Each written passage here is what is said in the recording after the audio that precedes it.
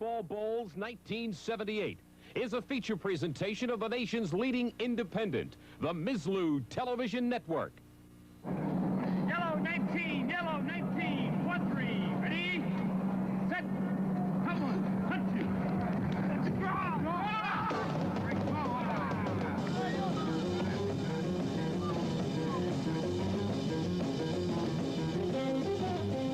From the Astrodome in Houston, Texas, this is the 20th annual Bluebonnet Bowl, featuring Stanford against the University of Georgia. Tonight's Happy New Year, everyone. From all of us at Mizlu Television Network, I'm Howard David with Merle Harmon and Don Perkins. I don't think Vince Dooley, the coach of Georgia, has any doubt in his mind how Stanford is going to come at him tonight. It's going to be through the air. Steve Dills will put the ball up in the air. He completed 63% of his passes this year. They were 9-1-1, Georgia was. Stanford was 7-4. But Merle, Stanford lost 3 games to Southern Cal, UCLA, and Oklahoma by a total of 13 points. You're exactly right, Howard. They were that close, just that close to being the Pac-10 champions. And, of course, Georgia, very, very close. Tremendous comeback from last year to almost win that Southeastern Conference title. And, you know, Bill Walsh of Stanford, Don has an interesting concept on how to control the game. Through the air. He says that he tries to control the game with the pass. I thought most coaches tried to control the game with a run. Merle, most of them do. It's not too unusual anymore. When a coach has got a great quarterback, they usually establish the passing game and then work on the running game. If you get the passing game going well, it opens up the running game. As any coach will tell you, though, the games are usually won or lost on the line of scrimmage. A lot of praise, accolades, if you will, are given to the people that play the skilled positions. But I think this game's winner will be determined by defense. How well can the Georgia Bulldogs put pressure on that great quarterback for Stanford? And for the Stanford defenders, how well can they stop that great running back, McClendon, for the Georgia Bulldogs? Both coaches admit there'll be a lot of scoring tonight, Don. In fact, Bill Walsh says 7 touchdowns at least, and Vince Dooley of Georgia says, fine, if we had that odd one. We'll have a matchup of tonight's great teams. Right from Mizlu Network Control, and welcome to the Bluebonnet Bowl pregame matchup. Our matchup is brought to you by Grecian Formula. Tonight, for the first time ever, Stanford and Georgia are going to meet in football. And right now, we're going to show you the Bulldogs of Georgia and the Cardinals of Stanford. Well, Georgia was one of the surprise teams this year in the SEC, and they have a flashy offense led by junior quarterback Jeff Pyburn, who completed almost 75% of his passes. Tailback Willie McClendon became the Bulldogs' all-time single-season rushing leader with 1,312 yards. Georgia's offensive line is anchored by senior right tackle Mark Guest and junior right guard Matt Braswell, both all-SEC selections. Ricky McBride, an all-SEC linebacker, accounted for 160 tackles. And according to Coach Vince Dooley, he was the glue that held the Bulldog defense together. Cornerback Scott Werner could give Stanford fits returning kicks as he goes into tonight's game because he has a 12-yard average on each kick return, including a 72-yard touchdown against Georgia Tech. Well, when you talk about Stanford, you talk about great quarterbacks, people like Jim Plunkett, Guy Benjamin, and on and on. And once again in 1978, the Cardinals have a guy who can really heave the ball.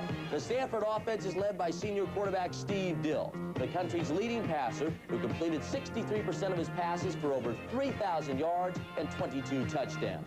Sophomore split end Ken Marjoram blossomed into the top receiver in the Pac-10 with 53 catches and 9 touchdowns. Halfback Darren Nelson, a lightning-quick 5'9", 170-pounder, is the only man in college football history to rush for 1,000 yards and catch 50 passes in the same season, and he has done it 2 years in a row.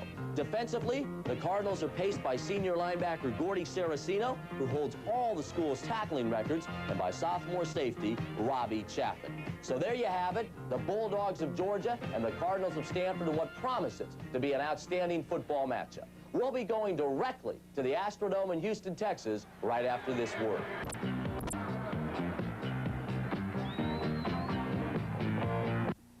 In red jerseys will be kicking off, and Stanford in white to receive, and Rex Robinson boots it away, and we are underway. And Gordon Banks in the end zone will stay in the end zone, and the ball will come out to the 20-yard line, where the Cardinals will put it in play for the first time. This is a special year in college football. The National Football Foundation's College Football Hall of Fame was dedicated in August in Kings Island, Ohio, and you're looking at the official commemorative coin depicting the College Football Hall of Fame. It was used in the coin toss tonight. And we encourage you to visit the new Hall of Fame. It'll open every day of the year except Christmas. All right, let's watch Steve Dills, number 12, the Stanford quarterback, in a pro set with wide receivers out each way. To the air in a hurry. Incomplete. Ken Marjoram, who had caught 53 passes for 942 yards and 9 touchdowns this year. I tell you what, Merle, Steve Dills came out right away going to his #1 man, Marjoram. As you mentioned, he led the Pac-10 this year, catching passes for 942 yards and 9 TDs. We're going to see a lot of that aerial show as the evening goes on. There's Marjoram flanking wide to the left, and Vince Mulroy is going to be flanked to the right. The running backs are split, and this is Dills to the air for the second time. His coach said he would throw 35 times. He completes this one to Nelson, coming out of the backfield, and Darren is up to the 28-yard line, almost the 29 for a 9-yard gain. And Chris Weldon, the roverback, makes the tackle for Georgia. Quickly, let's set the offense. Marjoram, 28, a wide receiver. Left tackle, Brian Holloway, 67. Paul Hibbler, 69 at left guard. Paulie, 66. All Pac-10 center. Jim Stevens, academic All-American, number 63 at right guard. Jane Engel, an all Pac-10 right tackle. And Marty Smith, number 88, is the tight end.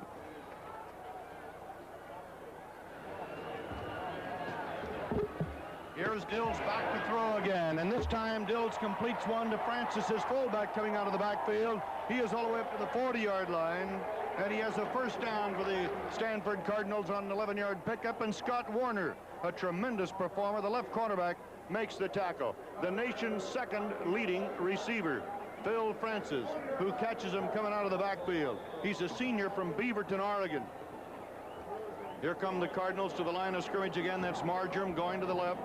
He's a sophomore from Fountain Valley, California at 6'1", 175. This is Steve Dills, the nation's leading passer. The running game this time. It's Darren Nelson, who gained over 1,000 yards this year and last year, to the 43, where he is stopped by Gordon Terry after picking up 3 yards on the play. And so the Stanford Cardinals come out. They won 7 and lost 4. They did a lot of it with a passing game. Passing is their game indeed, and we have seen Nelson on the first running play, Don. That we have. Georgia using a wide tackle, 6 defense. They're not big, but they're very active along that line of scrimmage. Now man in motion to the right, that's Francis, and this is Dills to the air, and he is sacked back of the 33-yard line on a great rush by Gordon Terry, number 50, the defensive right end. And he had help from Lewis Friedman, number 59, a walk-on from Savannah, Georgia. Lewis Friedman, number 59, and there you saw him. An 11-yard loss, the ball all the way back to the 33-yard line, and it becomes 3rd down and 17 at the 33 here in the first quarter. And that's what the Wonder Dog defense is going to have to do all evening if they're going to contain quarterback Steve Dills. They're going to have to put pressure on him. Dills has completed passes for almost 3,000 yards and 22 TDs in 1978. You just saw Marjoram coming to the right. The ends are in, and Nelson in motion to the right. Dills to the air on 3rd down. Here he comes, and he's got his tight end, Marty Smith, number 88, and he is out of bounds. David Archer, number 14, had the defensive assignment and got him out of bounds, but it's short of a first down. A gain of about 9. It'll be 4th down and 6. And listen to the Georgia Bulldog fans as the defense is held, and coming in to do the kicking is Ken Neighbor, a sophomore from Cincinnati, Ohio.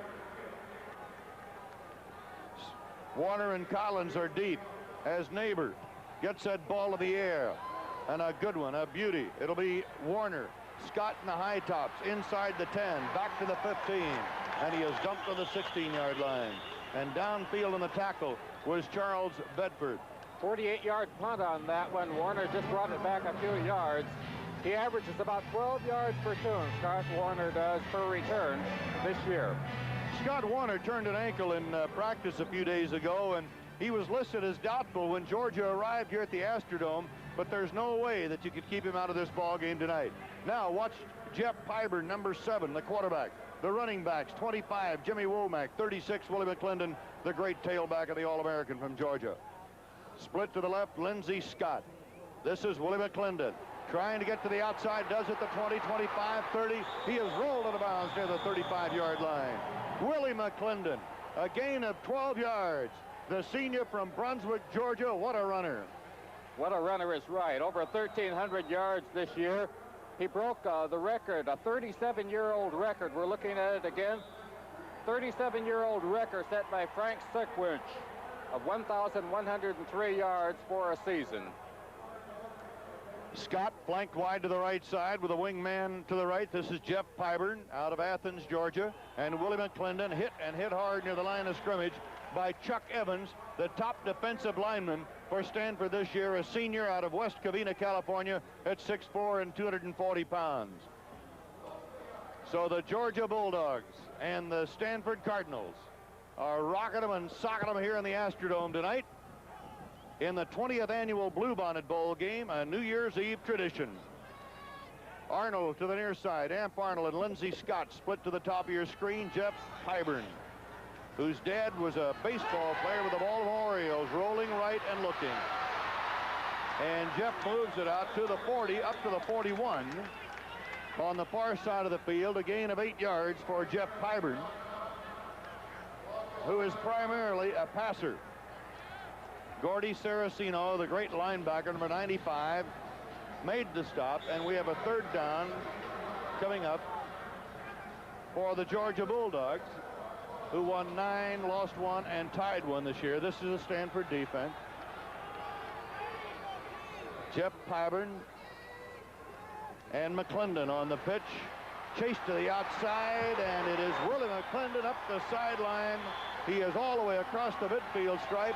They're going to mark that ball back near the midfield stripe, and it's a first down for Georgia on a gain of 9. What acceleration McClendon has. Just done an excellent job taking this pitch. He's a big back. He's 6'1", 200 pounds, but watch him turn the corner right there and just explode.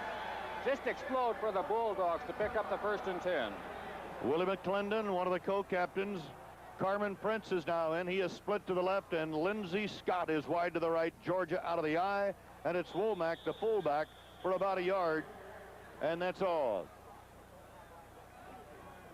Jimmy Womack, who is a sophomore from Warner Robins, Georgia, a little guy, 5'9", 190 pounds, and Doug Rogers, the nose guard, making the stop for Stanford. Georgia has Jim Milo and Mike Guest as the tackles. Tim Morrison and Matt Braswell are the guards, and Ray Donaldson the center, and Lindsey Scott wide to the right. Make that wide to the left. Pyburn, fumble, a scramble. The white shirts have it. Stanford recovers the fumble on the 48-yard line, and number 62 swarming all over the ball. Steve Budinger, the inside linebacker, gets the recovery. Not a clean exchange on this one, Merle. You see Pyburn there, the quarterback, handing off to McClendon. Right there, he hits the ball in, it bounces loose, it's bouncing around there. McClendon cannot get to it, though. Steve Budinger from Stanford, number 62, a big break for the Cardinals. A little more than 10 minutes to go here in the first period, and the Cardinals, with Steve Dills at quarterback, are right back at it on their own 48-yard line. Dills, flag down. That's Darren Nelson. Look at this little guy from Los Angeles go all the way down to the 32-yard line, but we had a flag dropped as the play got underway. Darren Nelson, who's only 5'9", 170 pounds, brought down by Ricky McBride. And the penalty is against Georgia, and the play will stand for 20 yards and a first down at the 32. Darren Nelson, a good one. He's just a little fella like Merle talked about, but he averages 6.4 yards a carry. We talk a lot about the Stanford aerial game with Dills completing so many passes, 22 per game, but Nelson is a good running back. Holloway and Engel the tackles, Hibbler and Stevens the guards, and McCauley over the ball for the Stanford Cardinals. With a wingman to the right and 2 tight ends, and this is Darren Nelson again. The little guy down to the 26. Robert Goodwin, number 99, the Birdman, made the stop for the Bulldogs. He's out of Fort Myers, Florida, a junior 2-year letterman for Vince Dooley. Gain of 6. And it's now 2nd down and 3. The ball right near the 25-yard line. Ken Marjoram is splitting out wide to the left at the top of the screen. The ends stay in. Smith set left, and this is Darren Nelson in motion to the left. Dills under a rush. Down he goes. Storming in there. Number 61, Eddie Weaver, was one who had a big rush on. a freshman out of Haines City, Florida, and Robert Goodwin. Number 99, and Robert Goodwin also doing a good job on this one. A lot of pressure put on by the Bulldogs. Let's look at number 88, Marty Smith, trying to get out. You see him get a good chuck right there from number 52, Ricky McBride. Marty Smith, though, the Stanford tight end, trying desperately to get out in the pass pattern. Merle, that's the reason that one broke down. The pass protection was good, but the receivers could not get out. And we have a timeout called by the Cardinals. We have 8 minutes and 44 seconds to go in the first quarter. No score, and we'll return with more action right after this. 8 minutes, 44 seconds to go. First quarter action. Stanford Cardinals out of the back 10 against Georgia, Southeastern Conference. Pros set. And now it's Marjoram and Nelson are going to switch. Marjoram going wide to the left and Dills to the air under a big rush, and he lets it go for Marjoram. And it is incomplete. Right at the goal line, Robert Hope had the coverage, and they got all tangled up down around the 1-yard line, and Stanford thinks there was pass interference. Well, it was pretty close. Ken Marjoram, the intended receiver on this one. Dills has to get it off in a hurry. He's getting a lot of pressure. Let's look at the coverage here by number 30, Robert Hope. You're probably going to see a little foot contact. Well, we can't quite see it. He may have tripped over himself, but anyway, he went down. The official was closer than we were. He said it's okay. All right, it is 4th down, 14. Ken Neighbor is back to punt, and going deep is Scott Warner for Georgia in a single safety. Look at those high tops on Warner to protect that injured ankle. Neighbor going for the sideline, and it goes back into the end zone. They tried to save that ball. Zellmer tried to fall on it, but it'll be brought out to the 20-yard line. A flag was thrown back in the end zone, but I think that is only because of being in the end zone. Number 43, Larry Harris, is the man right there. The ball has not hit in the end zone. Number 43, Harris, is in the end zone. He's in the air, batting it back. Batting it back before he hits the ground, but there is a flag out there. Let's see what the ruling is. Ball being brought to the 20. You saw the flag go. Right now, we're going to be guessing that it is nothing more than... All right, the penalty declined, and Georgia will take the ball right at the 20-yard line. Now Lindsey Scott has come in. It's Scott, Milo, Morrison, Donaldson, Braswell, Guest, and Norris across the front.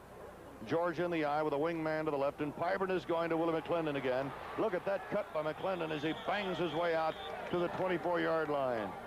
A gain of 4 yards, and Robbie Chapman, the free safety, made the stop for the Stanford Cardinals.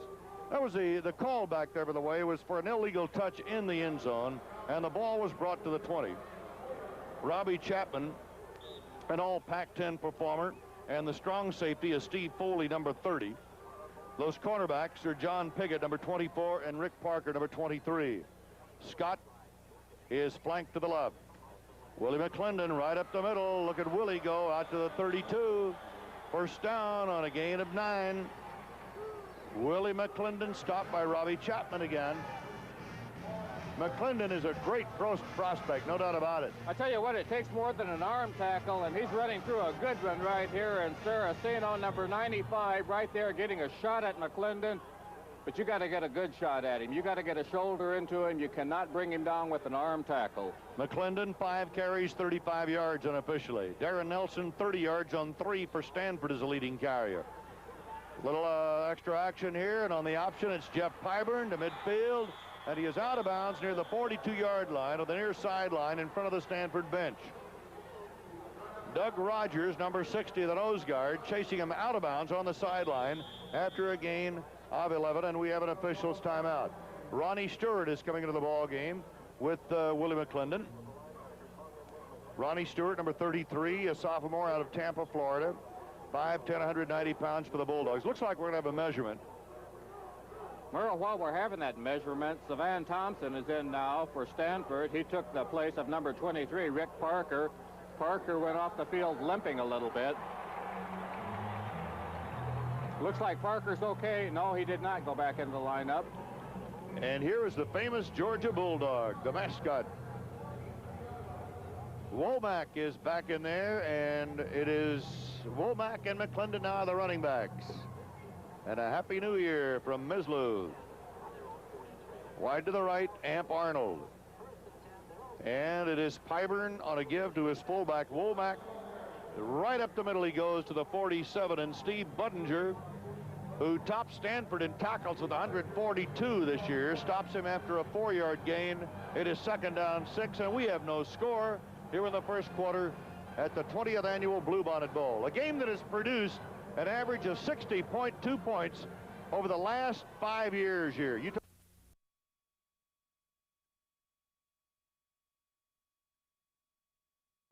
Screen, Scott, midfield, 45, 40, and Lindsey Scott, the freshman, down to the 37-yard line. He's the fastest man on this Georgia club, and Larry Reynolds, number 22, just giving it right quarterback, makes the stop after a 15-yard pickup by Lindsey Scott. And that guy is just a freshman. He's going to be back a 3 more years yet for head coach Vince Dooley. And he was the freshman of the year in the Southeastern Conference. 6'1", 180. He can move it at a 99-yard kickoff return against LSU this year. Scott wide to the right. 1st and 10 for Jeff Pyburn in Georgia. Play action.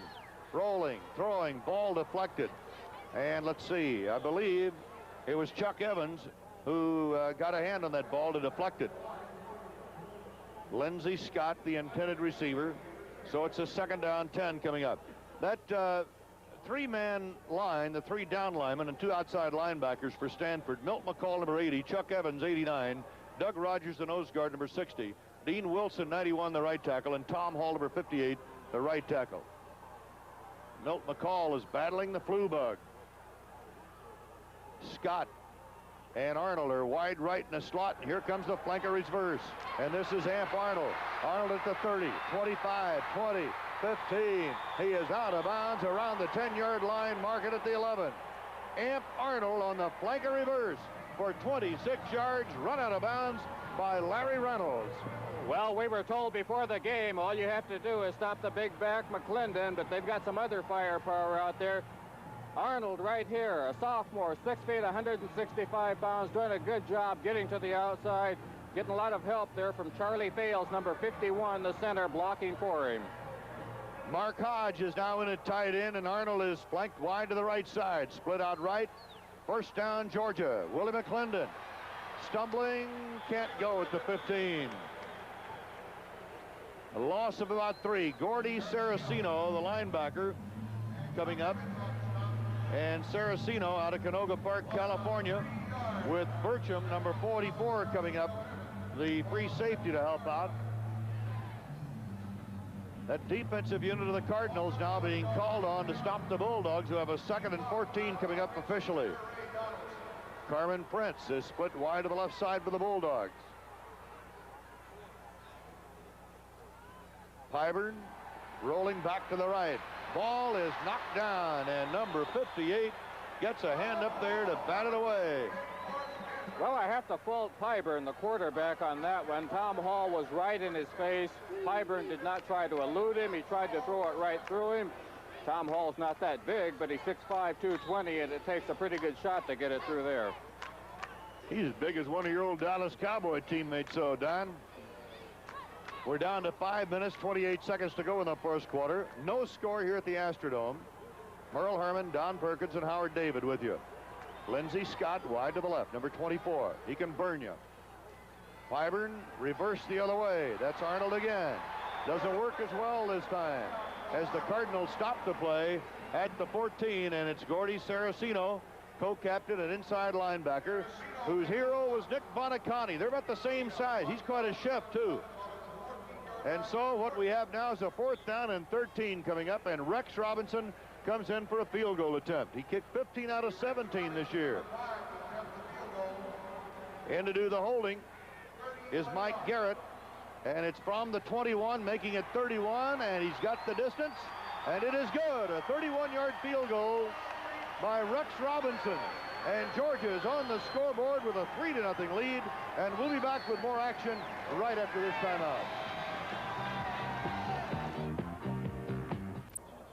On January 13th, the Olympia Challenge Bowl 2 from the Kingdome in Seattle. Pac-10 All-Stars against the Big 8 All-Stars right here on the Ms. Lou Television Network. Lenny Dawson will be out there to call the play-by-play with Don Perkins and Steve Grad to join him.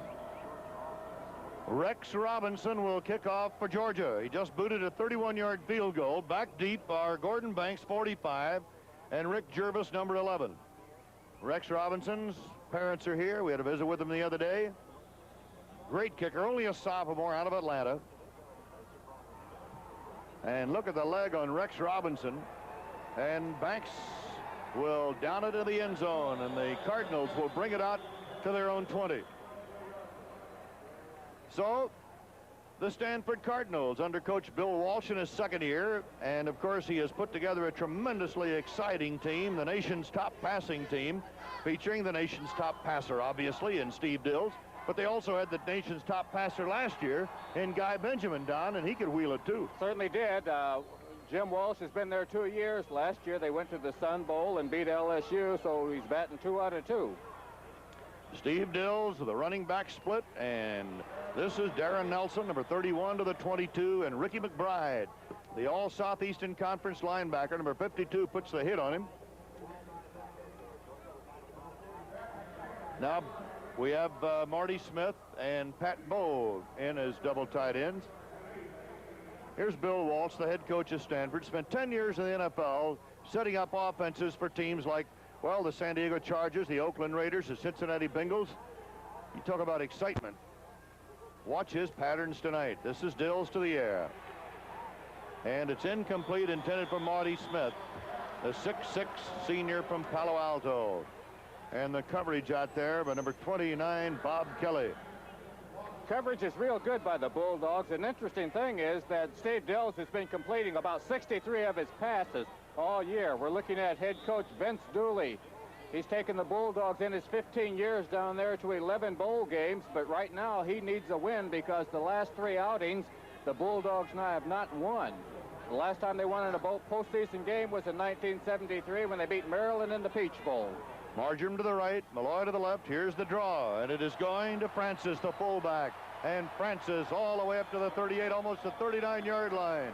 Phil Francis brought down by Scott Warner after a gain of almost 17 yards. Here's a guy that's been hampered a lot by injuries. He had an ankle injury, then an Achilles tendon that gave him a problem.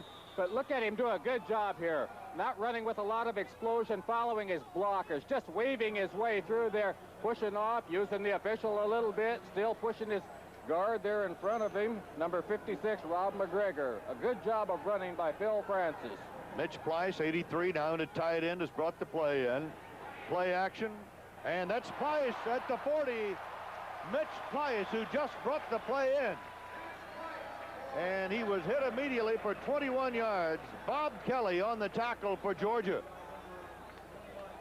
Now Andre Tyler is coming in, and Malloy comes out. They keep alternating, as you see Pleiss going back to the huddle. They keep alternating the receivers, tight ends and wide receivers. Dills now 4 out of 7 for Stanford. It's 63% of his passes in the regular season. Slot left. Darren Nelson. Little guy spins inside the 40 all the way down to the 37. And Pat McShay, number 41, the defensive right end, comes up to make the stop. There he is, Pat McShay, a sophomore from Anderson, South Carolina. Marty Smith brings the play in now for the Stanford Cardinals, who trail 3-0 with 3:29 to go in the first quarter here in the Astrodome. It's foggy, it's rainy in Houston, but it's a comfortable 70 degrees inside. It's a beautiful night inside. Pleiss splitting wide to the right. Marjoram split wide to the left for Stanford. And Darren Nelson, trapped behind the line, is going to be thrown for a loss at about the 42. Robert Goodwin, the Birdman, the junior from Fort Myers, Florida, is there to throw him for almost a 5-yard loss.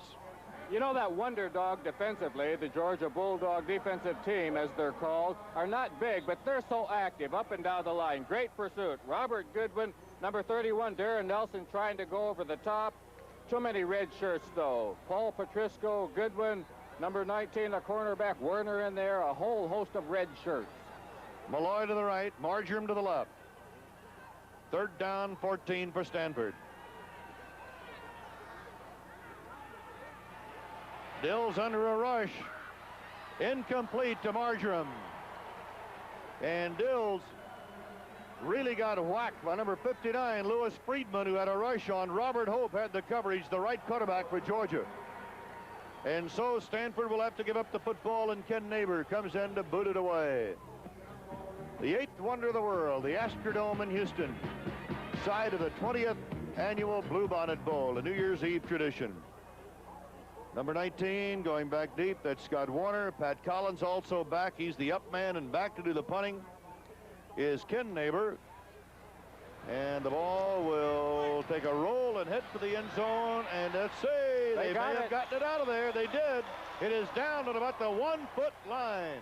And the man downfield to do it was Larry Harris of the Stanford Cardinals. And so Georgia will be in the hole. And we'll be back with more action right after this timeout in the Astrodome. Here's the play that put the Georgia Bulldogs in such a hole. Ken Neighbor's kick, and Larry Harris right there.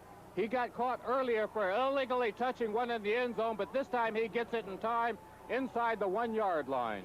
Back to the live action, and Pyburn is going to his tailback, Mr. Dependable Willie McClendon, the All-American, who is no doubt going to be a #1 draft choice when the pros start drafting. There he is, Willie McClendon. 1,312 yards this season to break the record of Frank Sinkwich.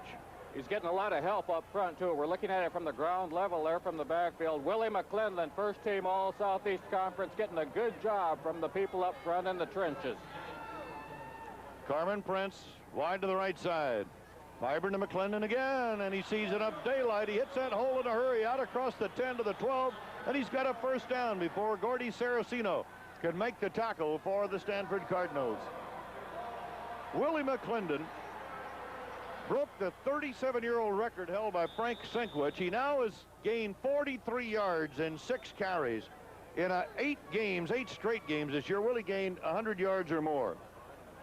When they moved to the I, Willie started to operate. Scott and Prince are split wide. Pyburn to the air. And this is Scott, the intended receiver. A battle for the ball, and Stanford comes up with it on the interception. Larry Reynolds in good position on that one. The intended receiver was number 24, Lindsey Scott. Well covered all the way. Probably a pass that Pyburn should not have thrown. In any event, Larry Reynolds in excellent position and coming down with the interception. Larry Reynolds out of Corvallis, Oregon, a senior, picking it up, and now the Cardinals have the ball. You're going to see just an excellent battle for the ball done by number 22, Larry Reynolds. Intended receiver is Scott. They got to go. Both have a right for it.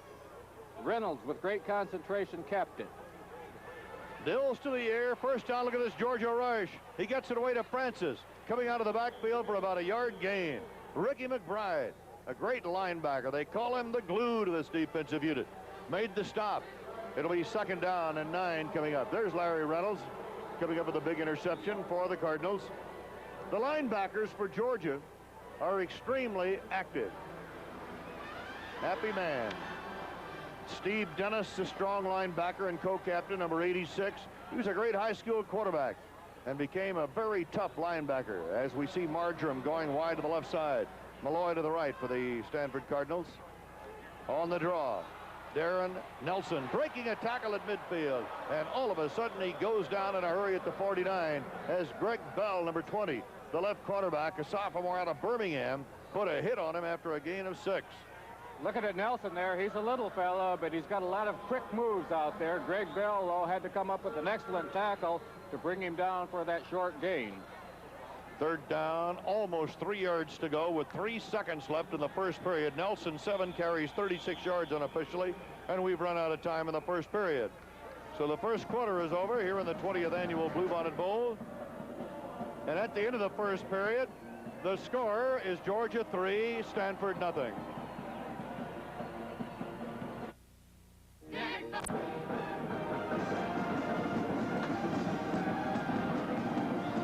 Second quarter action coming up at the 20th annual Bluebonnet Bowl. Merle Herman, Don Perkins, and Howard David with you. Stanford in possession, going the other way to the north end of the Astrodome. Steve Dills at quarterback. The lone setback is Phil Francis. And Dills gets hit on a good charge by Jimmy Payne, the defensive right guard. A loss of 5 yards as Jimmy Payne, who had 8 sacks this year. He's a 6'3" freshman from Athens. Really put a crunch on Steve Dills. And that brings up a 4th down and 8. A big play by Jimmy Payne. And coming into punt is Ken Neighbor, who has averaged 42 yards on 3 kicks.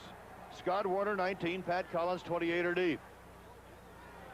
Neighbor gets it away. It'll be fielded by Warner just inside the 15. Trying to go to the outside. He has dumped it about the 22, possibly the 23-yard line.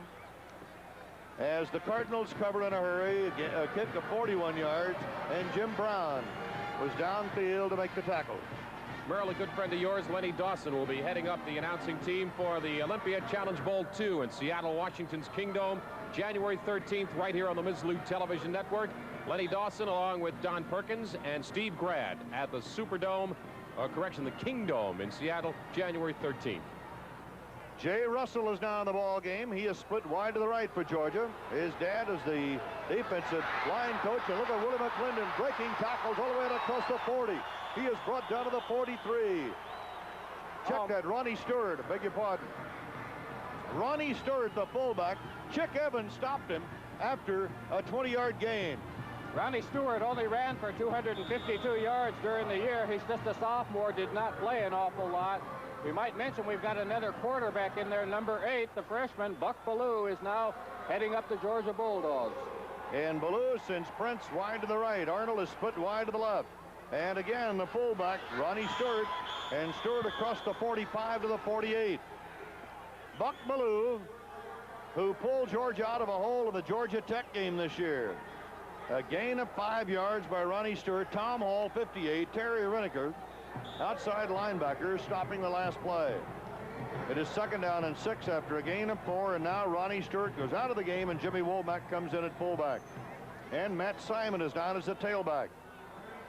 We're looking at man in motion, and that man, Russell, splitting wide to the right. Prince comes set to the right side, and this is Simon.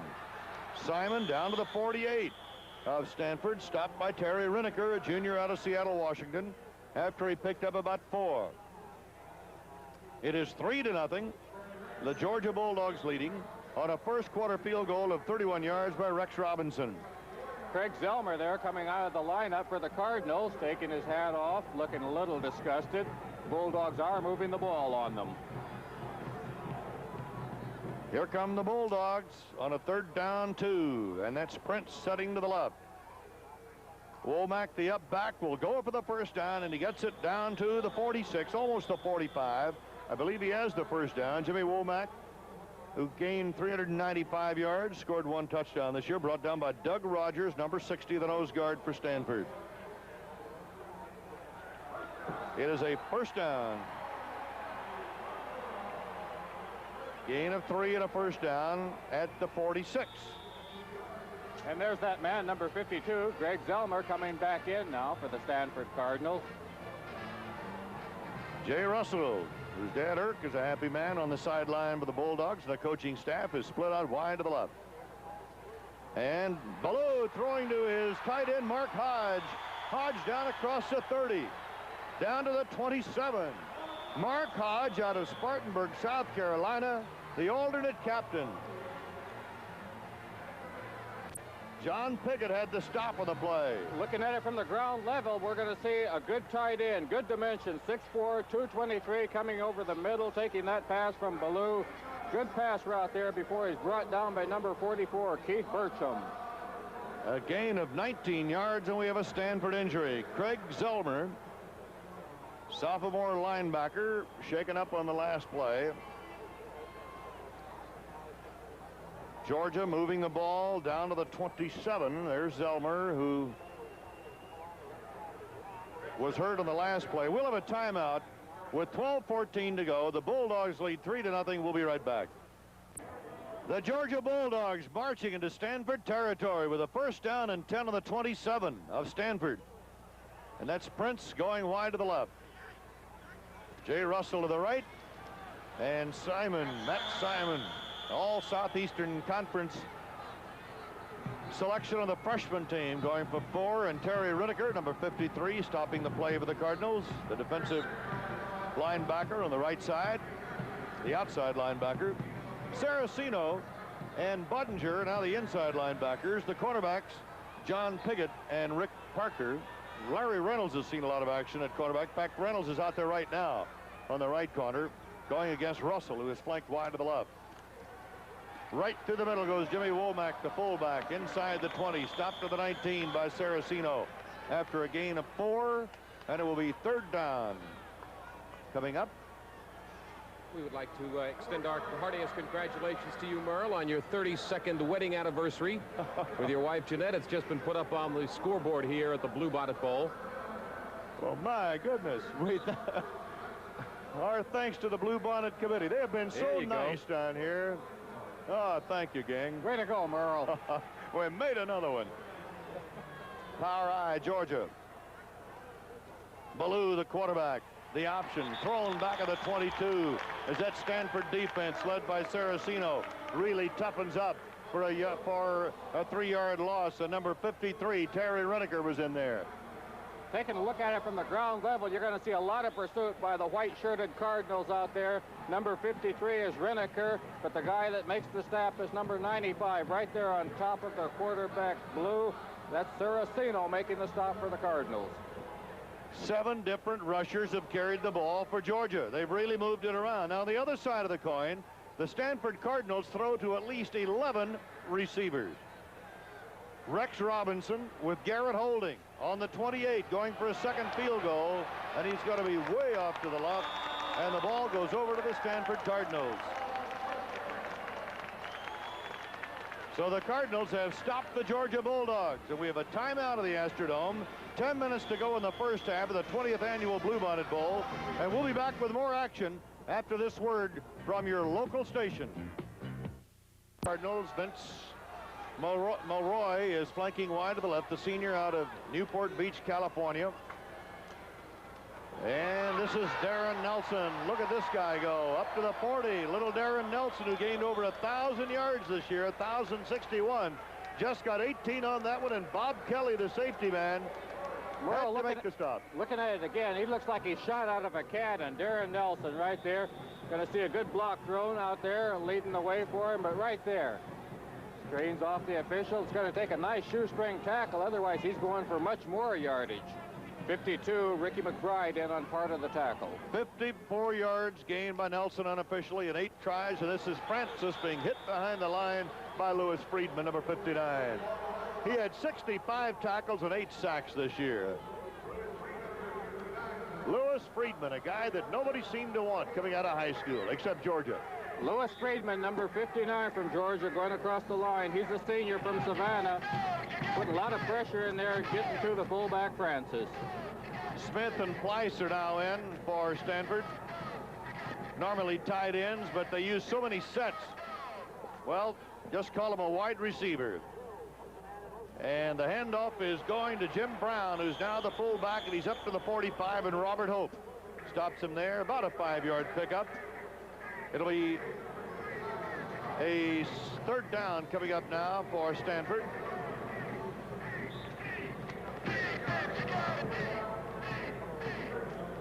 They have a switch now for the Georgia Bulldogs defensively. With Dennis McBride, Rogers are the linebackers. Brown is now in as the setback. Steve Dills to the near side, completes it to Mulroy on the 48-yard line. Down into Georgia territory. We have a flag dropped after that 5-yard play. Dear Ms. Lou, we're glad you're all here. Stanford will draw the penalty. Looked like an all-purpose sign out there, depending on where they are. They had to cross out one name and put in another. Stanford is hit with a major penalty, taking the ball back to the 29. Stanford had an ineligible receiver downfield. They've got so many receivers, it'd be very difficult for the officiating crew to keep up with them. They've got their work cut out for them, that's for sure. Third down, 19 coming up. Well, this is part of the superstructure of the great Astrodome in Houston. And it's 3-0 Georgia on a field goal by Rex Robinson back in the first quarter. We're in the second period. Dills going airborne on third down and is sacked back inside the 20 by Lewis Friedman, who has been outstanding tonight.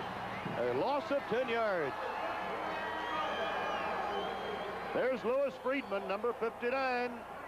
What a game he's playing. Well, I tell you what, let's look at the receiver going downfield. Ken Marjoram, he's trying to get to the outside there. He's pushed out of bounds. That's one of the reasons the quarterback had such a problem. Dills couldn't find anyone. On fourth down and 28, here is Jervis to do the, or rather, Neighbor to do the kicking. He gets it away to the 42, and that's Scott Warner on about a 2-3 yard return as the Cardinals cover in a hurry.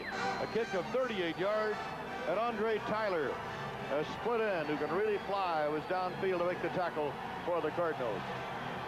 The Bulldogs came into this game as definite underdogs. Most of the people figured that the Cardinals were a little bit too strong for them. They've got excellent field position right now, and momentum is going for them. Buck Bellew is still the quarterback.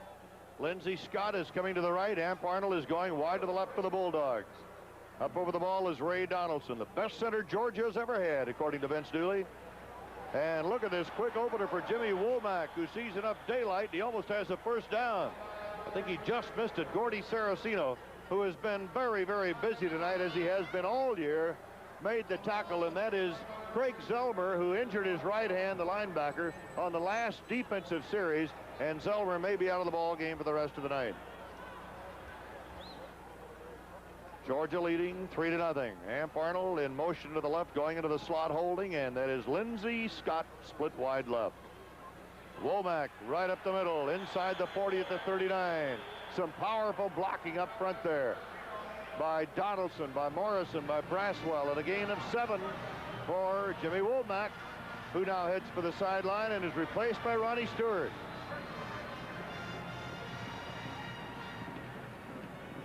He got it up for the first down. Scott splitting wide to the left. This is Bellew, the freshman quarterback. And Bellew giving off to Stewart. Stewart hits down to about the 36. And Steve Budinger, the inside linebacker from Tucson, Arizona, makes the stop. They mark it on the 37, a gain of 3. At the conclusion of the game tonight, one of these two coaches, Walsh or Dooley, is going to take home the Toyota Coaches Award presented to the winning coach of the winning team of the Bluebonnet Bowl. And right now, it is a toss-up, anybody's game. The Bulldogs leading 3-0. Not as much scoring as we'd expected tonight, but we're still in the first half. Scott is split wide to the left. And Bellew throws to him out there. And Scott inside the 30 at the 29. Larry Reynolds to make the tackle.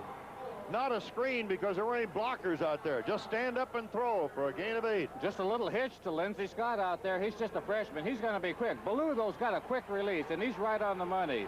Bellew was also just a freshman. Good work there, though, by Scott. Getting to the outside, finally dragged down by Reynolds, but not before a nice gain. And another first down. The ball marked officially on the 29. Scott flanked to the far side near the sideline. Buck Bellew is bringing Amp Arnold in motion to the right.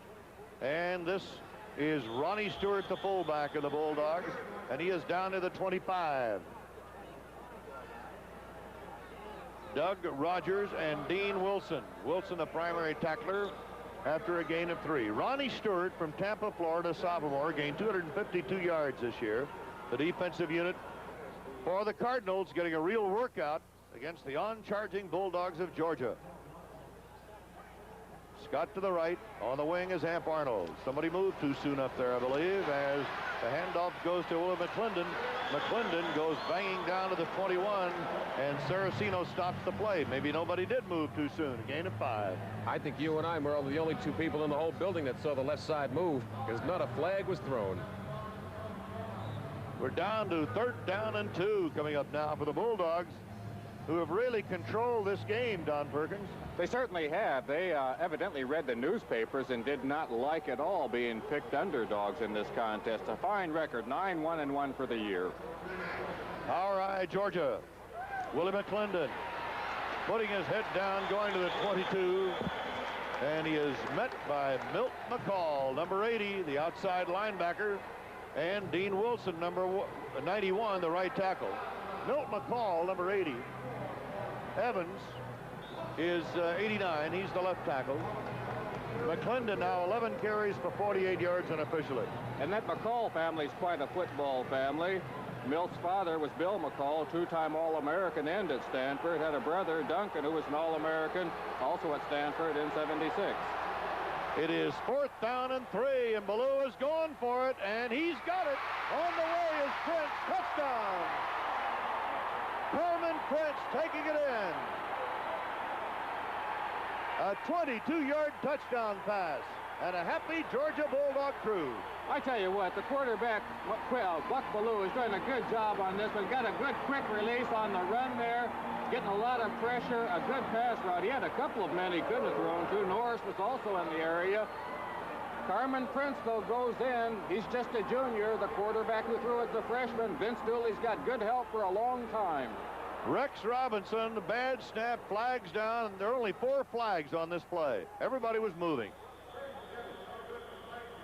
And referee Jack Baker out of the Western Athletic Conference says, all right, gang, let's get together and try to figure this thing out now with all these flags. All the officials, by the way, from the Western Athletic Conference. Jack Baker is the referee. Umpire is Rudy Marich. The linesman, Phil Euler. The line judge, Paul DiStefano. The field judge, Doug Reeves. The back judge, George Lloyd.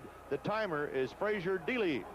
Merle, I'd also like to mention George Lloyd's father is John Lloyd, who was an official for a long time in college football, and he officiated the first game ever played in the Astrodome between Kansas and Houston. Offside, Stanford. And they've got a special center in there for snaps. Number 51, Charlie Fales, comes in because he's a better long snapper than the regular center, Ray Donaldson. Robinson takes another shot at it, and it's no good. So Rex Robinson, who had kicked 29 out of 29 this year, has finally missed one. It is Stanford 9, or rather Georgia 9, Stanford nothing, and we'll be back. Gordon Banks, 45, and Rick Jervis, number 11, are back deep for the Stanford Cardinals, as Georgia's Rex Robinson will be kicking off. Rex missed his first PAT a moment ago this season. He's now kicked 16 out of, 19 field goal attempts, including the 2 shots in this game tonight. 9-0 Georgia, and look at Robinson's leg. Well, that's the one thing that Coach Vince Dooley said he wanted to do. He didn't want any run backs by the Stanford Cardinal speedsters. Well, I tell you what, they haven't brought any back yet. They've got them all into the end zone on them. On offense, Stanford 59 yards on the ground, in the air 33 unofficially. This is coming up on January 13th. Lenny Dawson, Don Perkins, Steve Grant will be at the Olympia Challenge Bowl 2 at the Kingdome in Seattle, right here on the Ms. Lou Television Network. Bill Walsh, a very concerned Bill Walsh right now, hoping that Steve Dills, number 12, can move it for the Cardinals. He's been under a big pass rush tonight, and he completes this one to Phil Francis, his fullback. And we have a flag thrown at the end of the play at the 24-yard line as Pat Collins made the tackle. So Pat Collins, the Roverback, a real hustler out of North Augusta, South Carolina, making the tackle, and that is Gordon Terry, number 50, the defensive end, and Vince Dooley, the head coach of Georgia and his Bulldogs. And we see the walk-off going against the Bulldogs. I think somebody probably grabbed a face mask on the end of that tackle that time. That was a late hit. Late hit. Official call personal foul, late hit, and even bordering on spearing there. Very close. Now the Cardinals with a first down of their own 39, trailing Georgia by a score of 9-0. The Bulldogs were a real Cinderella team this year. They were picked to finish 7th or 8th in the Southeastern Conference. They came from behind to win 6 games out of the 9. Dills swings one to his fullback Francis. Good block up to the 45 to midfield. And he has got a first down on a gain of about 12. And Mitch Pleiss, number 83, really laid a block. We're going to get a look at that one again. Phil Francis is going to be on the end of this Dills pass right here. And just to the left of your screen, you're going to see Pleiss come back in right there. Good job on number 86, Steve Dennis. He just blew him away. And fine run by Francis. And it was finally Ricky McBride, the linebacker, and Scott Warner, the quarterback, who made the stop.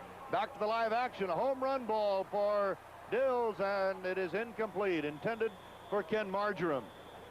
Scott Warner had the coverage on the play. Dills is now 8 out of 13. And we have another flag back there. Innovative. Andre Tyler is now in and is now coming to the sideline. He was in for the one play.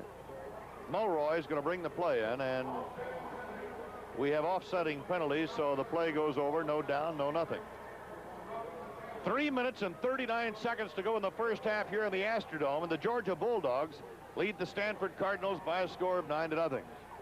Last year, Bill Walsh's first edition of the Cardinals won the Sun Bowl over LSU. He says this team is a much better team than that of last year. They really lost some tough ones, Don. They certainly did, losing 4 games by a total of 16 points. First down for Steve Dills, and the Cardinals out of the eye. Fake draw, chase on, screen to the left, well covered, loss on the play. Ricky McBride, the linebacker, was right over there to cover Darren Nelson.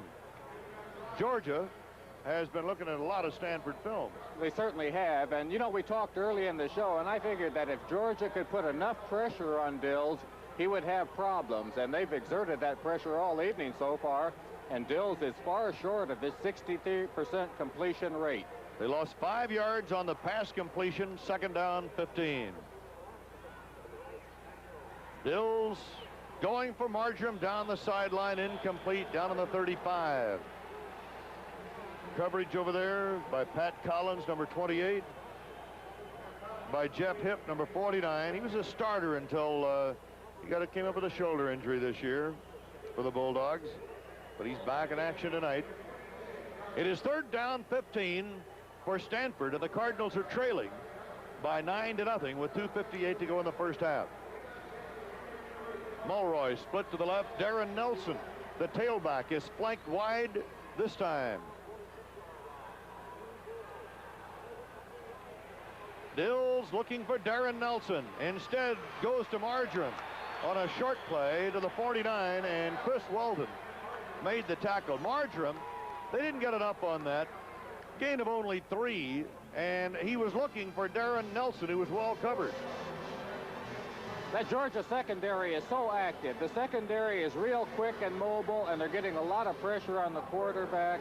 Not a big club at all, Georgia is, but gosh, they got such active men out there. Number 19, Scott Warner, is deep for Georgia as Ken Neighbor puts it to the air, and he drives it downfield, and this is Scott Warner going to let it go into the end zone.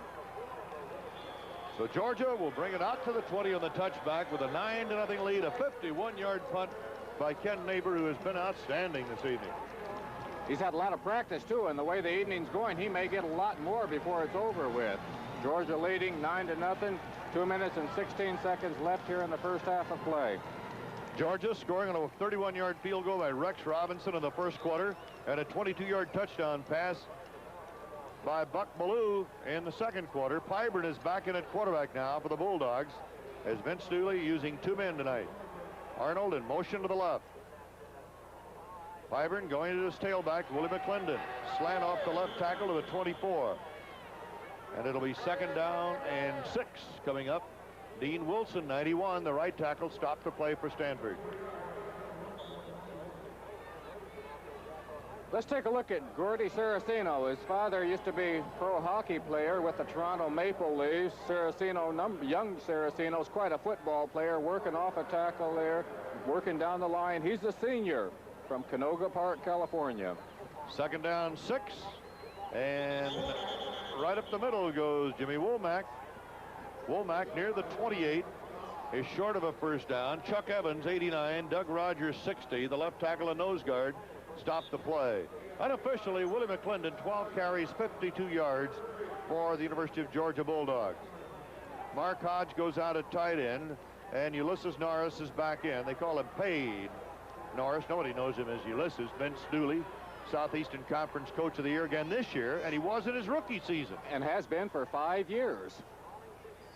Jeff Pyburn And Piper on the option. Going to Amp Arnold. And Arnold getting the blocking he needs, gets the first down out across the 35, almost to the 37. Arnold's not only an excellent receiver, but he's a fine runner. Look at him come out here. You see number 25 is Womack leading the way.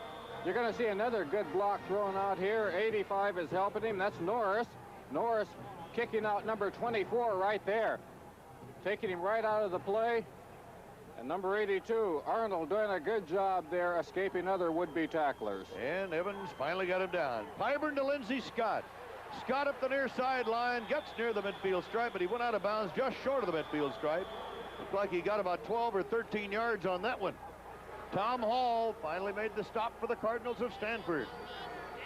The Tampa Bay Packers are here.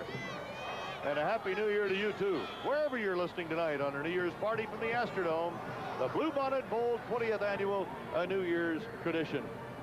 That's Jeff Pyburn's first completion of the night. And it'll be 1st and 10 for the Bulldogs on the Bulldogs' 49-yard line when we continue play here in the Astrodome. Well, the Bluebonnet Bowl over the years has been one of the most exciting of all the bowl games in its 20th season. And they have really had some wild games here over the years. I remember a couple of years ago here when we were here to do the game, Nebraska, Texas Tech. Last year, of course, what a game with Texas A&M and USC. A wild scoring second half. And we might have exactly that in the second half tonight. Bill Walsh, in his second year at Stanford, as I mentioned, calls this 7-4 team of this year better than the one last year. He's coached some great quarterbacks over the years, not only the NFL, but also with the Stanford Cardinals in the short 2 years that he has been at Palo Alto. I'm sure he had to feel snake-bitten this year, losing 4 games by a total of 16 points. 3 of those games he lost in less than the last minute of play. Georgia, unofficially, 15 first downs, 7 for the Cardinals. The quarterback, Jeff Pyburn. Flipping to the tailback, Matt Simon, who fires downfield for Amp Arnold, and Arnold goes up there to pull her down, I believe. It is a reception on the 8-yard line. Amp Arnold. Just fantastic. Jeff Pyburn, the quarterback, pitching back to Matt Simon, who's the running back. Not only is there running back, you're going to see that Simon is quite a thrower. Plants there. Nice follow through. Even in the face of adversity, he knew he was going to get hit on the end of it is Arnold, and watch him go up in the air and just fight 2 receivers, one being Reynolds in the area. Arnold comes down with it, though. Great catch. A 44-yard pickup and a 1st and goal to go on the 8-yard line, and Gordy Saraceno, number 95, the co-captain of the Cardinals, is coming to the sideline to talk to the defensive coordinator. The Cardinals have really had problems with this Georgia Bulldog football team. Bill Walsh, the head coach, with a word for Saraceno. Georgia has 1 timeout left. Only 23 seconds remain on the clock as the Bulldogs are trying to put more points on the board before this first half comes to an end. Stanford Cardinals have a reputation for using a 3-4 defense exclusively and will not change from it. Now, perhaps Georgia has scouted that out and figured out a way to beat it. If so, Bill Walsh will have to change. Here come the Bulldogs. 1st and goal from the 8. Prince is split wide to the right. And this is Pyburn on the roll. And firing, it is caught, but out of bounds. Caught by Pay Norris, but he was out of bounds. John Piggott had the coverage. That was a fine catch, even though Norris was out of bounds, because it was tipped before it went into his hands, but great concentration there. The way the Bulldogs are throwing the ball around out there, they look like they might be the passing ball club. You know, as we watch these teams work out, and we were talking about all the offensive sets that the Cardinals have, and Gil Brandt of the Cowboys says that this is the only team that even challenges the Cowboys for most offensive sets. And the Bulldogs said, well, we'll do a few things, too. We'll use a flanker reverse and throw off of it and a few other things. 2nd and goal at the 8. Pyburn, and it is complete to Prince, and Prince is in there. Touchdown. Kerman Prince on his 2nd touchdown pass. And the Bulldogs are on the scoreboard again with 11 seconds to go. Looking at it from the ground level, quarterback Jeff Pyburn, just a junior, had only a couple completions prior to this, but you're going to see him find Prince on this one. Roll out. Now right there, Prince has the ball. He knows he's going to get hit, but watch this determination. He's hit short of the goal line by Burcham, but falls into the end zone there, getting an assist from Tom Hall, but Prince goes in. And the Bulldogs have a 15-0 lead with Rex Robinson going for the extra point and Mike Garrett holding.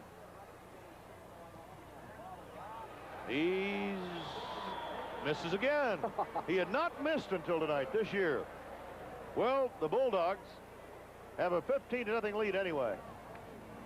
Here's a look at that touchdown again by quarterback Jeff Pyburn. Throwing to Prince. Going to see it from just a slightly different angle. Nice move by both of them. Good pass route as Prince rolled out into the flat there. And right there is the lick delivered by Burcham. But too little, too late. Prince goes in. Unofficially, 11 seconds away from halftime, Georgia has rolled a 302 yards total offense to 107 for Stanford. Unbelievable. Does that kind of tell you the story of the first half? Player limping off? Oh, boy. And how, Howard? There's really been some hitting. There's the story with 11 seconds to go in the first half. Going back deep for the Cardinals are Banks and Jervis. And to kick it off, Rex Robinson. Well, the Bulldogs really came to play tonight, didn't they? I tell you what, that three-year postseason losing record evidently has got not only Dooley inspired, but the whole Bulldog team. Robinson, a line drive shot to Jervis' side that goes out of bounds, and that'll bring a flag, and we'll do it again from 5 yards closer to the Stanford Cardinals. But I'll tell you something, knowing the reputation, the tremendous explosion that the Cardinals can offer, don't go away. This second half could really be wild. The Cardinals have been down before. They've got that great air game. Georgia's had a big pass rush. Georgia certainly a Cinderella team all year. When they finished the Southeastern Conference, they had not lost a ball game. They were 7th in rushing, 8th in the conference in defense, yet they had not lost a conference game. Finished the season 9-1-1, losing to Southern Carolina. South Carolina 27-10, played Auburn to a 22-22 tie. Other than that, they were flawless. Came from behind in 5 ball games, though, to win it. Rex Robinson to kick it off again. I said 5 yards closer, 5 yards deeper, but Stanford moves up, and this is Banks on the return. And Banks across the 30, up to the 33. We have 5 seconds to go in the first half. A return of 23 yards. That's the first kickoff return tonight. And Robinson, he's been kicking him right out of the end zone, or deep enough that Stanford has elected not to run it back. 5 seconds to go in the first half. Stanford down 15-0. Think Dills will crank it up one time before halftime, Earl? I have a hunch he might get it airborne at least once or twice. Steve Dills, number 12, leading passer in the nation. 3 seconds. Last play then, in the pocket. And there's his man. That's Marjoram. Marjoram at the 42, dropped by Robert Hope. And that'll be the end of the first half. 25-yard pass play, but it doesn't mean anything at this stage because that's the end of the first half of the Bluebonnet Bowl with the score. The Georgia Bulldogs 15, the Stanford Cardinals nothing. The drum major, Gary Corbett, all told 100 pieces in this high school band.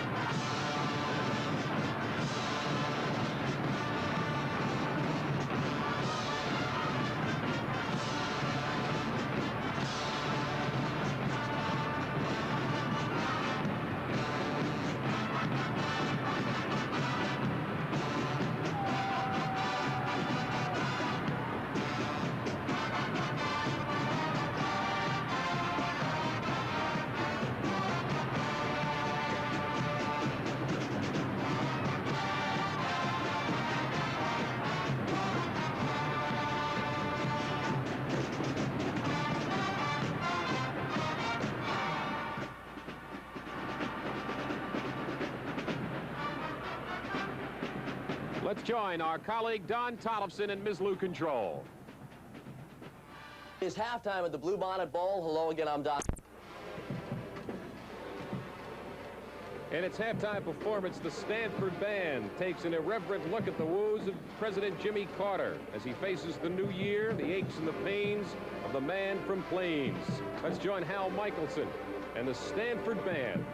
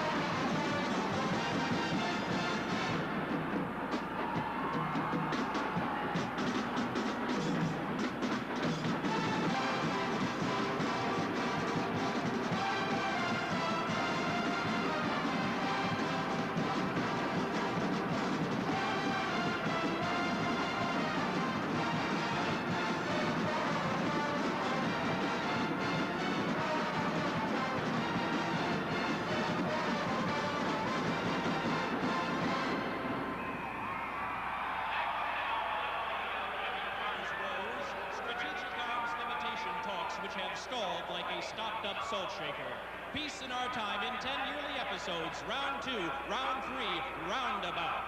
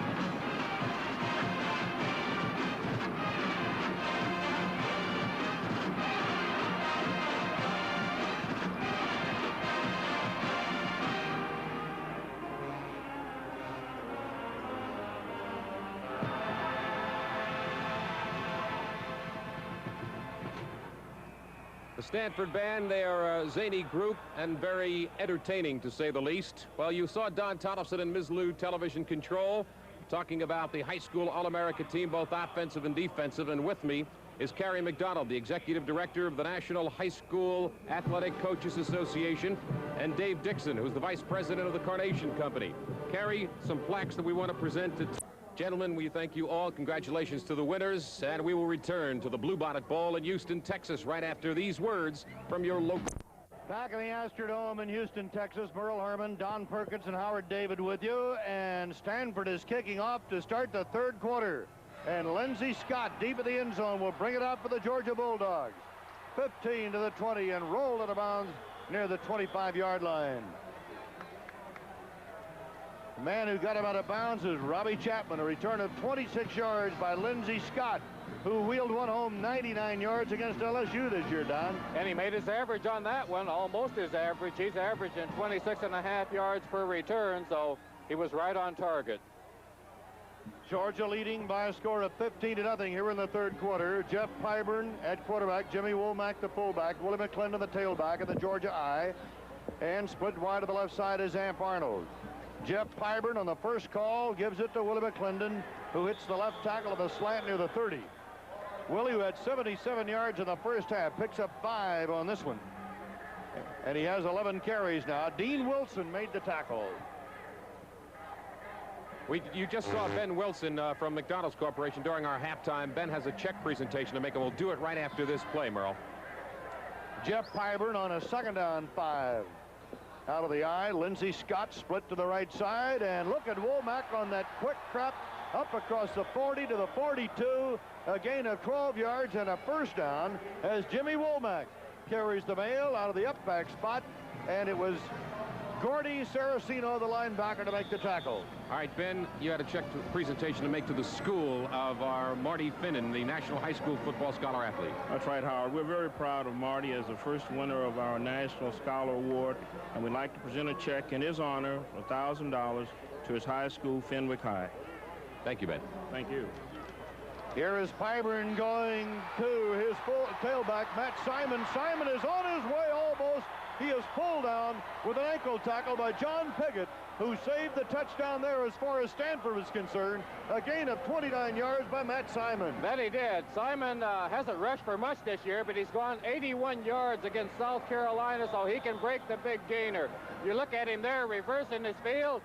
Maybe he's got the ball in the wrong arm, but when you're picking up yardage like that, who really cares? Piggott, number 24, finally brings him down. Lindsey Scott is wide to the right. Pyburn, and this is the fullback, Ronnie Stewart, and look at Stewart go up the middle. Down inside the 10 to the 9, a 19-yard pickup by Ronnie Stewart, and Georgia is tearing that defensive unit apart.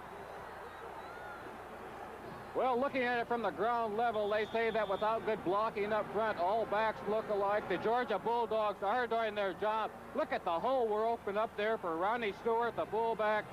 Sophomore, 5'10", 191, and he blows through. Pyburn going to the fullback, Stewart, and Stewart is right down to the goal line. Ronnie Stewart going about 10, maybe a little more than 10 yards, right down to the goal line. He's very close. Tom Hall stops the play. Sophomore from Tampa, Florida. Let's look at it again in slow motion. Just look at that determination. It's going to be very close to the goal line. Right there, he's still churning for yardage. He's already hit. I don't know, awful close. Good run. Duke Dapper is down there defensively for Stanford. Power eye, and Pyburn, touchdown. And Georgia has scored quickly here in the third quarter in less than 3 minutes. So Jeff Pyburn takes him home, and the big scoreboard explodes here in the Astrodome. Looking at it down the end of the line there, if you control that line of scrimmage, you're going to win the ball game. The Georgia Bulldogs, just a surge right there. And there's number 53. They're on a good block. Ray Donaldson leading the way, but a good charge by the offensive line for Georgia. And their extra point is added by Rex Robinson. He missed his first 2, but he doesn't miss this one. And so the Bulldogs score in the first 2 minutes of the third quarter and take a 22-0 lead here in the 20th annual Bluebonnet Bowl. And we'll be back with more action right after this.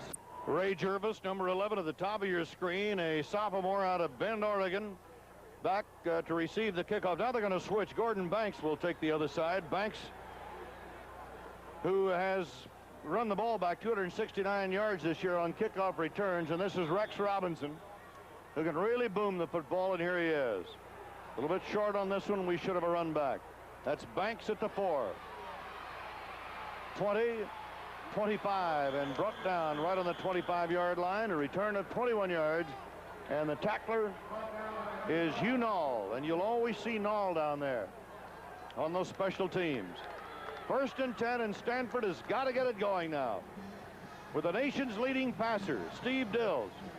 The Cardinals, who have averaged 435 yards a game per game offense this year, 268 yards passing, have really been shut down by the Bulldog defense. Here's Dills out of the eye, fakes the draw, and the ball tipped, and Marjoram was the intended receiver on the 40, made a dive for it, and that one almost could have been picked off. You swear there's more than 11 red shirts out there. Here's the receiver, Ken Marjoram, honorable mention, All-American, All Pac-10, trying to get open. He was actually open. He had a lot of shirts around him, but the ball was tipped at the line of scrimmage. Georgia has dominated this game tonight. That's about all there is to it. Slot to the left now for Stanford. Dills. This is Nelson, and Darren out across the 30 after making a cut to the 31, maybe the 32. Lewis Friedman, who has been outstanding for Georgia tonight, number 59, and Ricky McBride, the great weak side linebacker, make the tackle, a gain of 7. It'll be a third down coming up and a long 3 yards to go. Well, that Georgia defensive ball club is not big at all. They've only got 2 guys that are much over 200 pounds in their entire lineup, but all very mobile, agile. Running back split, wide receiver right. Dills. Ball knocked down at the line of scrimmage.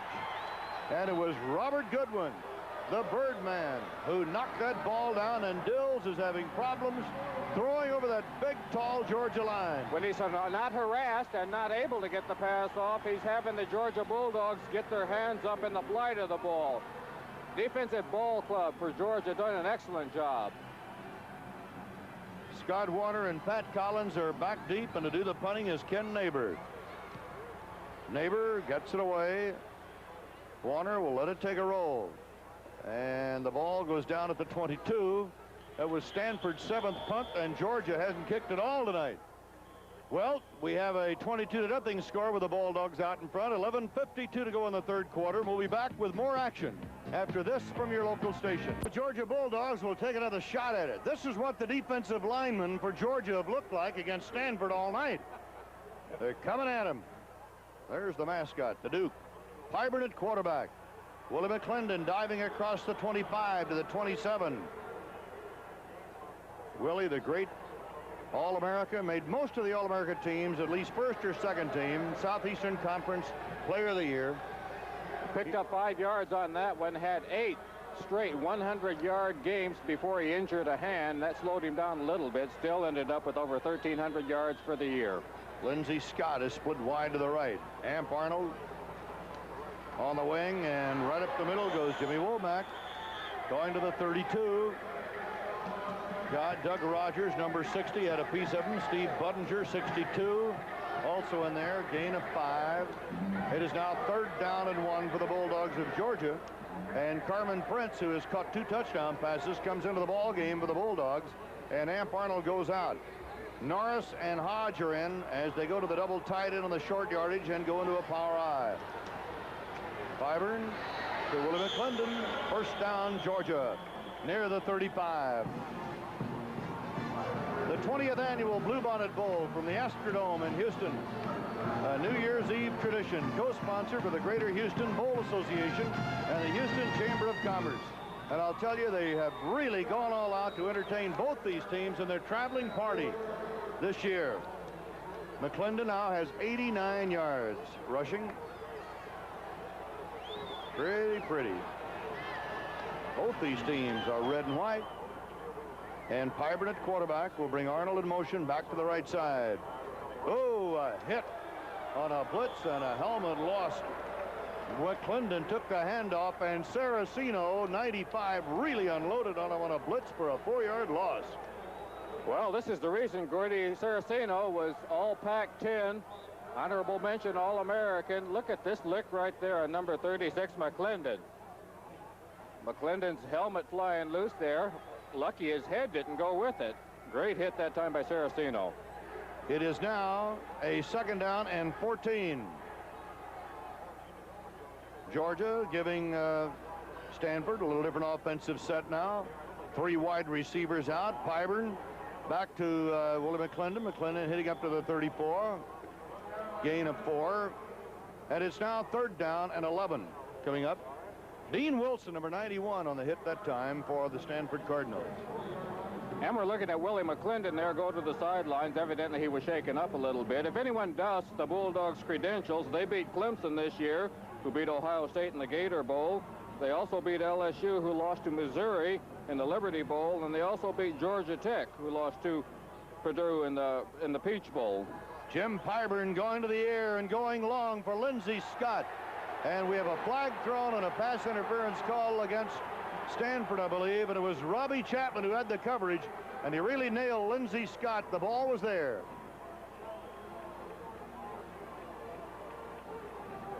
So the ball will be put down on the 42-yard line. Pyburn is now 4 out of 8. Jeff doesn't throw that much. His father, Jim Pyburn, was a great All-American at Auburn, now an assistant coach at Georgia, and of course was a baseball star with the Baltimore Orioles, and that's Bates, who is nursing an ankle injury. Georgia first down on the 47. Here's the option. Simon throwing, and a nice defensive effort there. The pass was intended for Pay Norris, and look who was out there, linebacker Gordy Saraceno. Saraceno's a little bit all over this place. A mobile guy, 6'2", 219. This time Matt Simon is going to try to throw one. He completed one earlier, a rollout like this. Let's take a look at Saraceno's play out there. Good position by Saraceno. The intended receiver was Norris, the big tight end for Bulldogs. Georgia leading 22-0 in the third quarter. Here's the inside reverse to Amp Arnold, and he lost the football, and Stanford has recovered. Amp Arnold on the flanker reverse, cutting inside, and Saraceno was on top of the football. He has been very, very busy. Saraceno doing a great job, but let's take a look at Arnold again. You're going to see just as he turns back to cut in, there's the handoff. Just as he turns inside, he's going to take a good lick. The ball is already loose. Actually, the ball is already loose. Number 91 in the area is Dean Wilson. The guy coming up with it, though, is 95, Saraceno. Now it's Stanford with Steve Dills at quarterback with one setback. Wide receivers out each way. And this is Brown trying to get to the outside, and does, and down to the 42-yard line of Georgia. And Robert Hope, number 30, makes the tackle. A gain of about 11, and that'll be a first down. Well, I tell you what, that was a great run that time by Brown, but you're going to see a good block for number 31, Darren Nelson. Let's see if we can catch it right there. He's got his head in front, so it's not a clip. He took the man out, though, clean. Good block by Darren Nelson. Fine run by Phil Francis.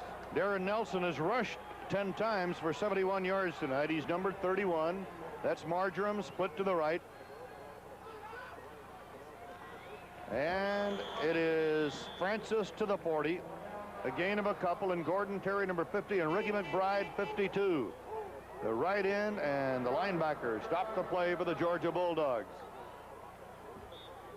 Andre Tyler now comes in for Stanford as a wide receiver, and Mitch Pleiss comes out. Andre Tyler, number 25. Marjoram comes out split wide to the left. He caught 53 passes for 942 yards and 9 touchdowns this year, but nothing tonight. Incomplete, intended for Pleiss. Ball was thrown behind Pleiss. Check that Bowe. Pat Bowe was the intended receiver. Bob Kelly had the coverage on the play. Poorly thrown pass that time by quarterback Steve Dills. Bowe was not covered closely. Dills was not rushed. He just threw it behind him. Looking at number 54 on the Georgia sidelines. Number 54 being a big defensive lineman. Hugh Null plays a lot on the special teams. Mulroy is split wide to the right side now for Stanford. Dills rushes on in the pocket, and this time he's got Marjoram. Ken Marjoram down to the 28-yard line, brought down by Robert Hope. And that's the Ken Marjoram we've become to know, picking up 12 yards. He and quarterback Steve Dills work a lot together during the summer. Good block there in the middle of that line for the Stanford Cardinals. Gives Dills plenty of time. Marjoram running a good route there. Leading receiver in the Pac-10. Quite a hurdler and sprinter also on the Stanford Track Ball Club. Marty Smith, 88, comes in. Andre Tyler, 25, goes out, and Stanford wants a timeout. We have 7.5 minutes to go in the third quarter, and the Georgia Bulldogs are dominating the Stanford Cardinals so far tonight. We'll return with more action right after this. And then in the first 2 minutes of the third quarter, put another 7 on the board. Marching 75 yards in 6 plays after taking the third quarter kickoff. Dills. And this is Francis fighting his way to the 25. Phil Francis brought down by Danny Rogers, the middle linebacker, a junior from Athens, Georgia, and Gordon Terry out of Jacksonville, Florida. Gain of 3 at the 25, and it becomes 2nd down and 7 for the Stanford Cardinals. This team can really explode. I know we keep saying this. It has not happened, but if their past record is any indication at all, Well, once they get something started, they keep right on going. But the Bulldogs still have had everything going their way. They have just outplayed the Cardinals. Dills falls down, dropping back. I don't know if he got tripped up or whether he tripped on the AstroTurf. Loss of 7. And a tough loss for Steve Dills. The ball marked down to the 32-yard line where it becomes 3rd down and 14.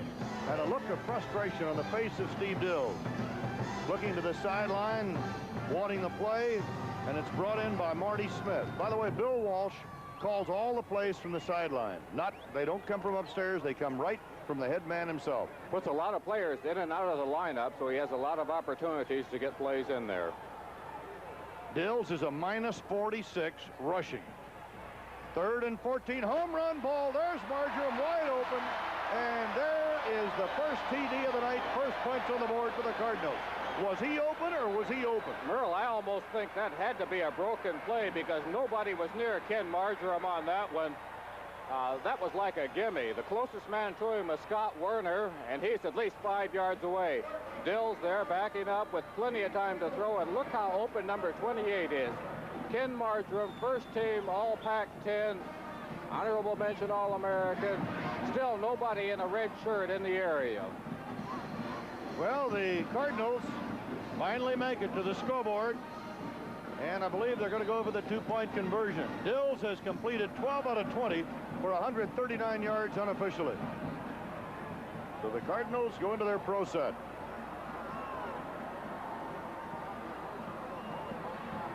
Dills throwing for 2, and he doesn't get it. A lot of pressure put on by number 28, Pat Collins, that time. Let's take a look at the touchdown again. You're looking at it from the end zone, and you're going to see how open Ken Marjoram is. Right there. Nobody in our screen at all. There comes the closest man, who's Scott Werner, 5 yards away. Oh, was the intended receiver on the 2-point conversion try. So now Stanford is trailing with 6 minutes and 3 seconds to go in the 3rd quarter, 22-6. Here's Howard David. 2 weeks ago, Dwayne Dow announced the winners of the Nutriment Traders of the Year. At the averaged 26.5 on returns this year. 20 returns for 529 yards. And to kick off for the Stanford Cardinals, Ken Neighbor.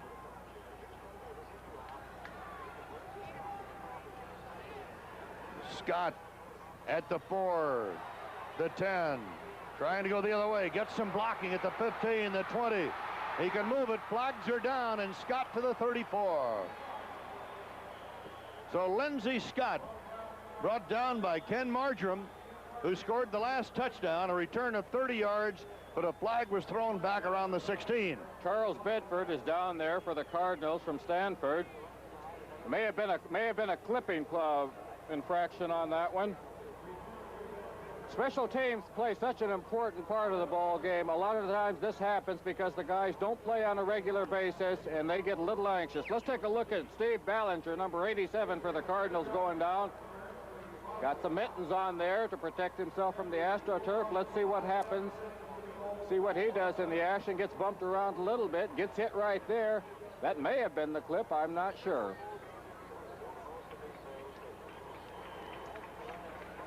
Well, let's see. Looks like he's okay. Georgia has doubled Stanford's total yards right now. 389 to 191 total yards in this game. So coming to the sideline now is Charles Bedford, and let's hope that he's okay. Georgia in possession after the penalty. Moving the ball back to the 8. Ronnie Stewart is now the fullback, and Willie McClendon the tailback of the eye, and Pyburn the quarterback. McClendon out across the 15 to the 17. He's close to a first down. Robbie Chapman had to stop him. Got about 9. Does such an excellent job of running. He's got the explosion when it's needed. That time he ran more under control, just following his blockers, weaved his way out for a nice 9 yards. Out over the ball, Ray Donaldson, Morrison, and Braswell the guards. Milo and Guest to the tackles for Georgia. And this time the handoff going to Stewart, and Stewart not getting much. Steve Budinger put a pop on him. In fact, he may have lost a foot on the play. Ball out across the 15, where it becomes 3rd down and 2. Georgia 22-6 in the 3rd quarter. We have 5 minutes left to play in the 3rd period. Hope you're enjoying the New Year's Eve party with us from the Astrodome in Houston. Amp Arnold split to the right. Need 2 on a 3rd down now as Jeff Pyburn checks the running backs. Willie McClendon going for the 1st down, fumbles a football, and they go after it. And Stanford is recovered. So the Cardinals come up with their 2nd fumble recovery. Terry Rineker, number 53, I believe, is the man who got it. There he is. You're going to see a fine 2nd effort this time by Willie McClendon, but he forgot one thing, the handle on the ball. You're going to see him run into a pile right there. He takes a lick, still fighting. He's going to try to spin out, but the ball was just stripped from his hands. Willie McClendon now at 99 yards, would have been over 100 had he been able to hold that football. Here, Steve Dills. And it is Darren Nelson, and they almost fouled that handoff up with Pat Collins coming on a blitz to make the tackle. It is 2nd down, 10. In fact, they lost maybe a half yard of the play. The Georgia defense, Goodwin, Petrisco, Friedman, and Terry. And Friedman has been absolutely outstanding tonight. Dennis, Rogers, and McBride, the linebackers. Warner and Hope, the cornerbacks. Collins and Kelly, the deep backs. Of course, Collins, the rover. Dills going to the air, and he's got his man. That's Nelson, touchdown. Boy, you talk about a team that can come back, and that's what we have been referring to. A 20-yard touchdown pass to Darren Nelson coming out of the backfield, and he has caught passes for 4 touchdowns this year, and that's number 5 for the little guy from Los Angeles. Catcher of 50 passes this year from the quarterback Steve Dills. Also caught 50 last year from Guy Benjamin and Steve Dills. Excellent little receiver, excellent runner. Fine throw that time, too, by quarterback Steve Dills. Well, for the 2nd time, Dills has had a receiver wide open this evening. And now the Cardinals are getting right back into business. They trail by 10, but there's a lot of time left in this ball game. Ken Neighbor for the extra point try. Dills to hold. And they're going to fake it, and they worked on this yesterday. And yes, Neighbors can throw or run, and he's in there for the 2-point conversion. Ken Neighbor can either throw or run off that, and yesterday they were working. He was throwing, he was running. This time he goes in for 2. Here's a look at that touchdown throw by Dills to Darren Nelson earlier. Nelson coming out of the backfield. Dills taking a real quick set. He got hit right there, but a real quick set. And number 31, Nelson, wide open for the Stanford Cardinals. Well, it's now a 22-14 ball game. Don't go away. A typical 2nd half of a Bluebonnet Bowl football game. The 2nd half explosions over the years here have really been something to watch.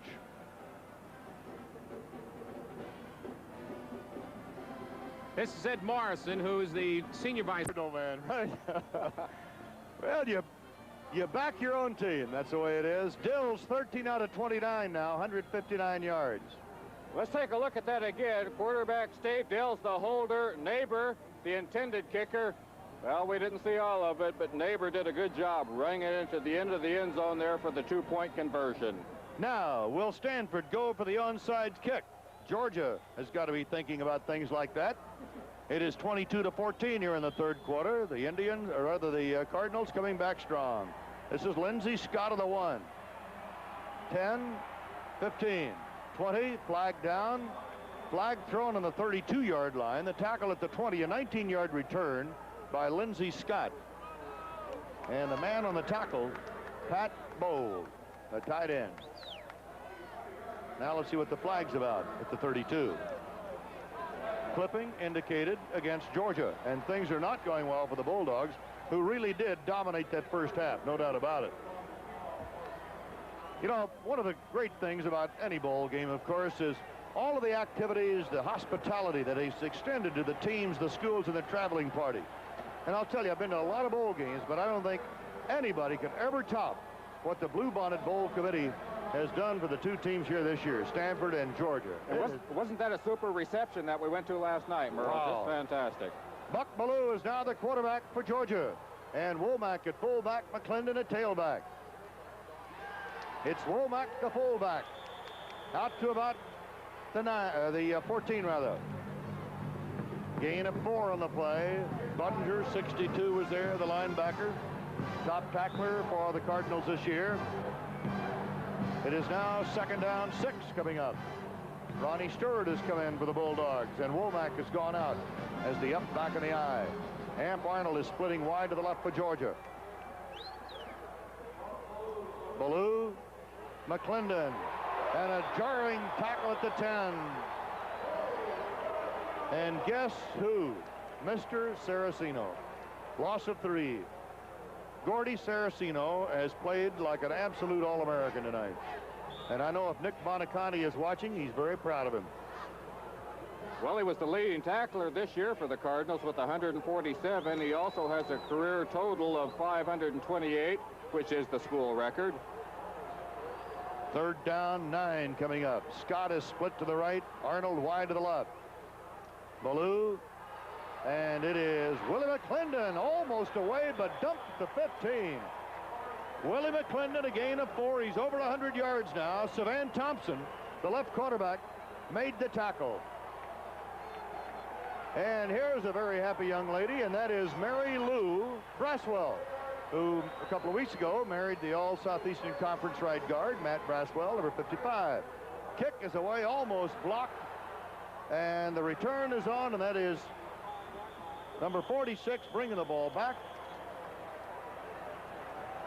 Joe St. James. And now it'll be Stanford's football, and the Cardinals wind up with great field position, a 30-yard punt, and the Cardinals, who have scored twice here in the 3rd quarter, trail 22-14. Steve Dills brings the offense on. There's the story. The time remaining in the 3rd quarter, 2 minutes, 9 seconds. That was the first Georgia punt of the night at the 44 of the Bulldogs. The Cardinals put it in play. Dills has his man. This time he goes to Mitch Pleiss, his tight end, who is dropped on the 32 by Danny Rogers, 46, and Scott Warner, number 19. 14-yard pickup and a 1st down. Well, certainly the Bluebonnet Bowl Committee, headed by Ray Driver, president of the Bluebonnet Bowl, Claude Clements, who sponsored the Big Texas Barbecue for both teams while they were here, Lou Welch, the chief executive officer of the Houston Chamber of Commerce, co-sponsor the Bluebonnet Bowl, and other gentlemen that we'll recognize later. Here is Darren Nelson. The play is still underway. Flags are down, a fumble, and I believe a recovery by Georgia, but I also believe Georgia was offside. Pat Collins there, a gain of 16 if the play stands. I don't think it's going to stand, though. Lewis Friedman, number 59 for the Georgia Bulldogs, I think was offsides on that one. But let's take a look at it again. Number 31, Darren Nelson. You're going to see some real quick feet right there, changing his direction, changing it again, leaping over some would-be tacklers right there. Cutting out again, doing a great job of finding the open field to run in. The Cardinals take the gain as Georgia was offside. It's a 1st down on the 15 of the Bulldogs. There is Steve Dills, who has engineered 2 touchdowns on passes. One to Marjoram and the other to Darren Nelson. Nelson now near the 100-yard mark in rushing, 87 yards unofficially. Dills going for the bomb. There's Marjoram. Ken Marjoram, his 2nd touchdown of the quarter, the 3rd of this 3rd period for Stanford, as he beat Robert Hope. And the Stanford Cardinals come to life in the 3rd quarter. Good pass route run by Marjoram on that one. He did a little zig in and out. I don't think we can see it. We're looking at the quarterback, Steve Dills. But Marjoram broke to the inside and then headed for the corner of that flag, beating number 20, Greg Bell, badly. Good passing combination. Dills to Marjoram. And now Stanford takes a timeout. Dills has hit 65% of his passes now, 15 out of 23 for 187 yards. And as Georgia dominated the game in the first half, it's been all Stanford here in the third quarter. Let's look at it again from the end zone. Maybe we can see that pass route run by Marjoram a little better. Blocking good. Good blocking by that offensive line for the Cardinals. Good pass route. Wide open. Number 20 chasing. Greg Bill had no chance at him. A typical Bluebonnet Bowl game.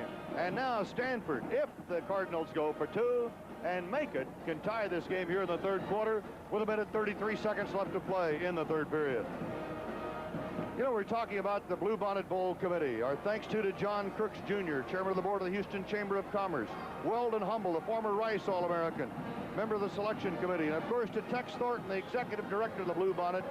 Gentlemen, you've really done it this year. What a show.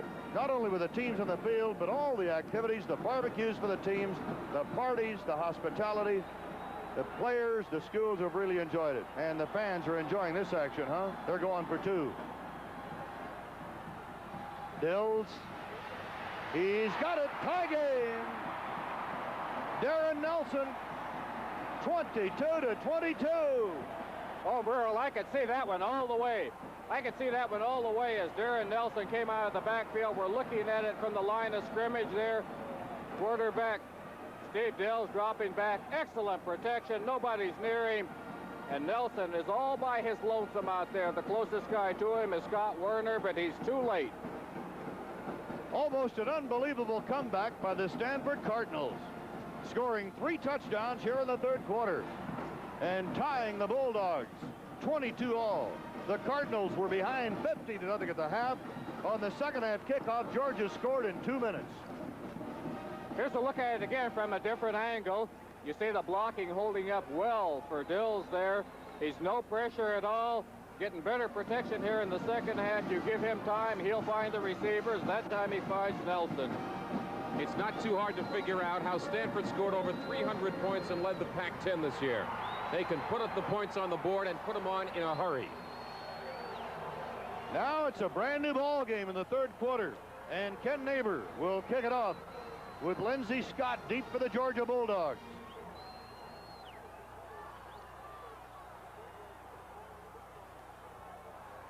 Watch Lindsey Scott from 2 yards deep in the end zone. 20, 25, and the tackler, number 25, Andre Tyler. Lindsey Scott on a 27-yard return. It's a little better than his average even. Now the Bulldogs will go to work. Coach Vince Dooley has used 2 quarterbacks tonight, Jeff Pyburn and Buck Ballou, and Buck Ballou will be in for this series. Happy, happy fans here in the Astrodome tonight. Scott has returned 5 for 99 yards. Womack and McClendon are in the eye. Womack the up back. Willie McClendon hit behind the line by Dean Wilson, number 91, the right tackle from Spring Valley, California. A loss of 2. It'll be 2nd and 12. Good look at McCall going back in the lineup. Number 91, Dean Wilson, was the man that made the stop on that one. The first half all belonged to the Georgia Bulldogs. This third quarter, though, however, has been the Stanford Cardinals. John Piggott has a tough assignment now. He's going against Scott as Scott is flanked to the right. Here comes the challenge. There's Scott and there's Piggott, and he got him out of bounds on the 33-yard line. John Piggott, a senior from Lake Oswego, Oregon. A gain of 11 and a first down. Well, John Piggott knew who his man was all the way, 24-24. He's done the backpedaling there, and now he's going to close on number 24, Lindsey Scott, but he closed a little bit late. A little bit late. A nice gain that time by Scott. Buck Ballou, the freshman from Valdosta, Georgia, is 4 out of 4. Here's Amp Arnold splitting wide. They had a little confusion. Georgia had a 12th man on the field. They have to call a timeout. And Buck Ballou goes to the sideline now to talk to head coach Vince Dooley. Amp Arnold tried to get off the field, but Georgia called a quick timeout. We have 50 seconds to go here in the third quarter in the Astrodome in Houston in the 20th annual Bluebonnet Bowl game, and it's turning out just exactly like we thought. And more action coming up on the Ms. Lou Television Network on January 13th. Lenny Dawson, Don Perkins, Steve Grad will be at the Kingdome in Seattle, Washington to bring you the second Olympia Challenge Bowl. Pac-10 All-Stars against the Big 8 All-Stars. Interesting concept at All-Stars. Conference pride is at stake here in addition to individual excellence. I'm going to see some of these Stanford Cardinals out there in the Kingdom also. You'll see another great quarterback. A guy by the name of Jack Thompson. The throwing Samoan will be there. Buck Bellew back in the huddle now. We said that we expected this kind of game, and we did. Lots of scoring. Remember, Bill Walsh said there would be 7 touchdowns at least in this game. Arnold is split wide to the left for Georgia. Bellew hit behind the line, a fumble, and Saraceno might have been in there again. Let's see who got it. Tom Hall went scrambling for the ball, and it might be his recovery.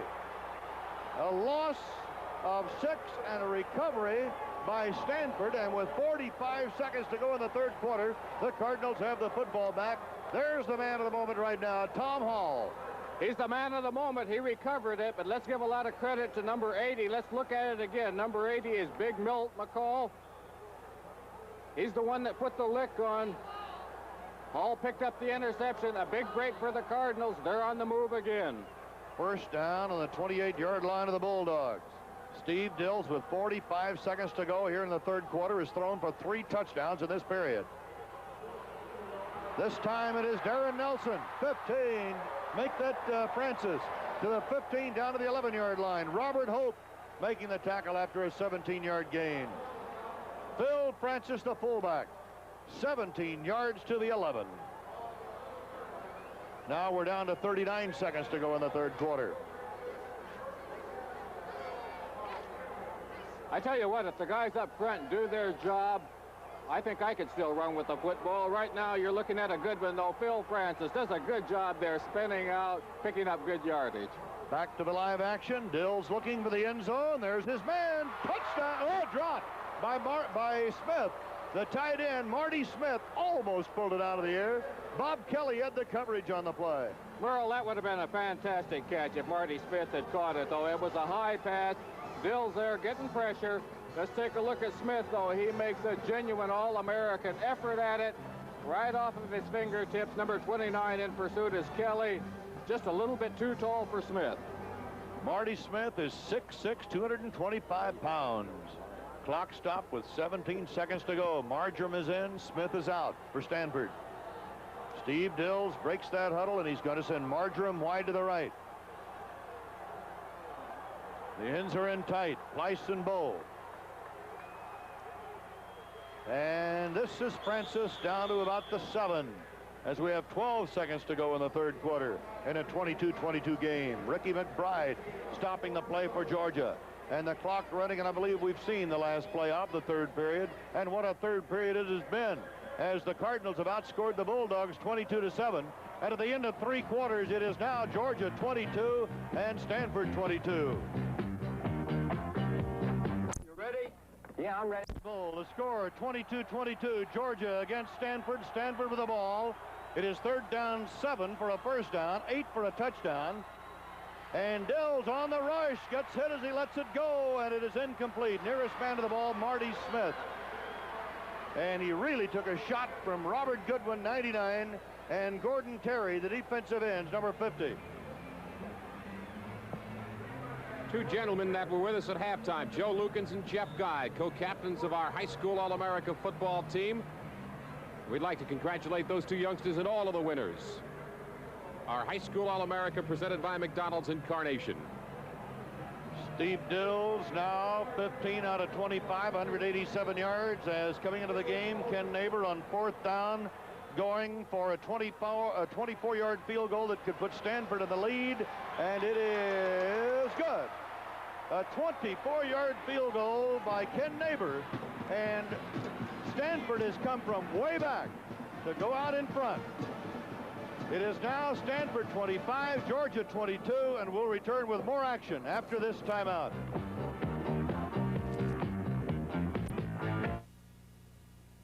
Man that could give it to them. He can really fly, the freshman from Jessup, Georgia. Ken Neighbor, a sophomore out of Cincinnati, Ohio, will kick it off. Neighbor just booted a 24-yard field goal to put Stanford ahead. The Cardinals trailed 15-0. at the half and 22-0 in the third quarter after 2 minutes. But now they're leading. And Lindsey Scott will not run this one back as it goes back into the end zone. Talk about wild second halves, Don Perkins. Last year, Southern Cal beat Texas A&M 47-28. And 39 offensive records were set or tied. Over 1,100 total yards offense by the two teams. And the halftime score was only 20-14.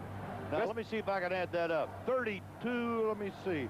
35 points in the second half last year, and we have 32 in the second half so far tonight. Doesn't say much for defensive football, does it? No, but the fans love it. They like it, you bet. Bill Walsh, who has the great passing game, and somebody moved on the Georgia line. I believe it was the left guard, Nat Hudson. Let's take a look at it again, see if we can see who moves a little bit early. Number 65 is the guy moving, Nate Hudson. Number 91 across from him is Dean Wilson. Illegal procedure against the Georgia Bulldogs. Work themselves in a little deeper hole. They've had enough problems here in the second half so far. Jeff Pyburn is the Georgia quarterback with Jimmy Womack at fullback, Willie McClendon at tailback. Split to the right, Amp Arnold. Georgia trailing by 3 here in the fourth quarter. Pyburn going to Womack. And that Stanford defense toughens. Steve Budinger, the linebacker, puts a hit on him after a gain of a couple. Terry Riniker also in there on the stop. It is now second down, 13 after a gain of 2. Jeff Harper has come out. Braswell has come back in at right guard for Georgia. Arnold is split to the right for the Bulldogs. Pyburn to Womack. Womack up to about the 18. Got a yard or so, and Dean Wilson and Steve Budinger make the hit for Stanford. Merle Herman, Don Perkins, and Howard David with you here in the Astrodome at the 20th annual Bluebonnet. Lindsey Scott is split to the left side. Hamp Arnold is going wide to the right. Pyburn looking for Scott. There he is at the 35, and he's up to the 39. So Jeff Pyburn to the air for 23 yards to Lindsey Scott.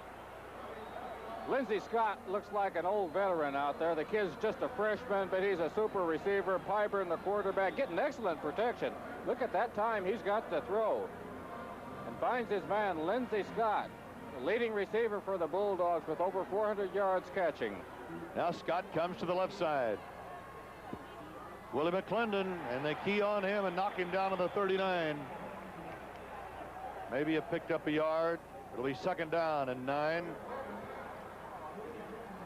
Chuck Evans, 89, is in there on the stop. Robbie Chapman, a free safety, I believe, is shaken up in the play. And time is called for the Stanford Cardinals as Steve Foley, who was out for a little rest, comes back on the field now for the Cardinals, number 30. Don't go away. Cardinals lead 25-22.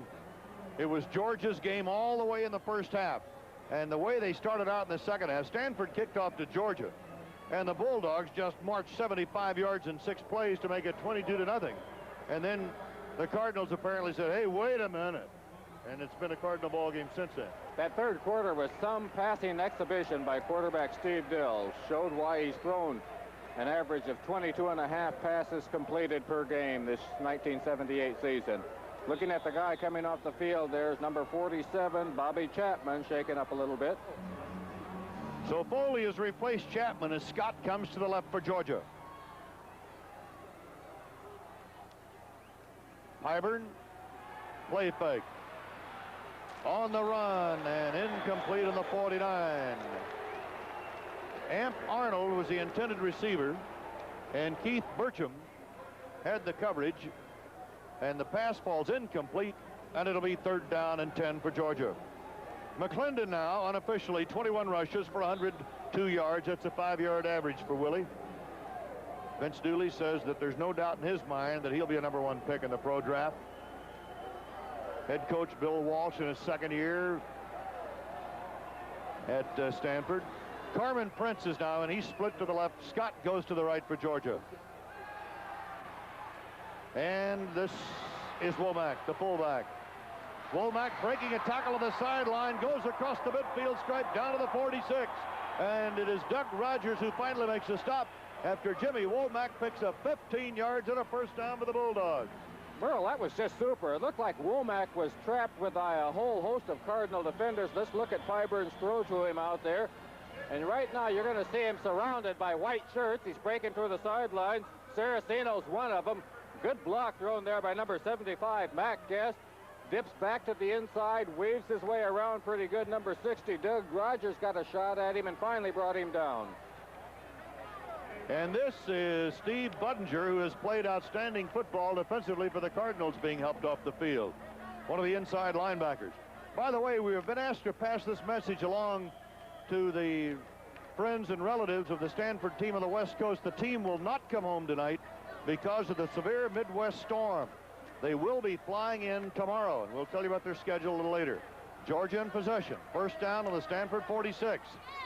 The Bulldogs have moved the football, and Pyburn has his man, and that's Big Pay Norris, the tight end.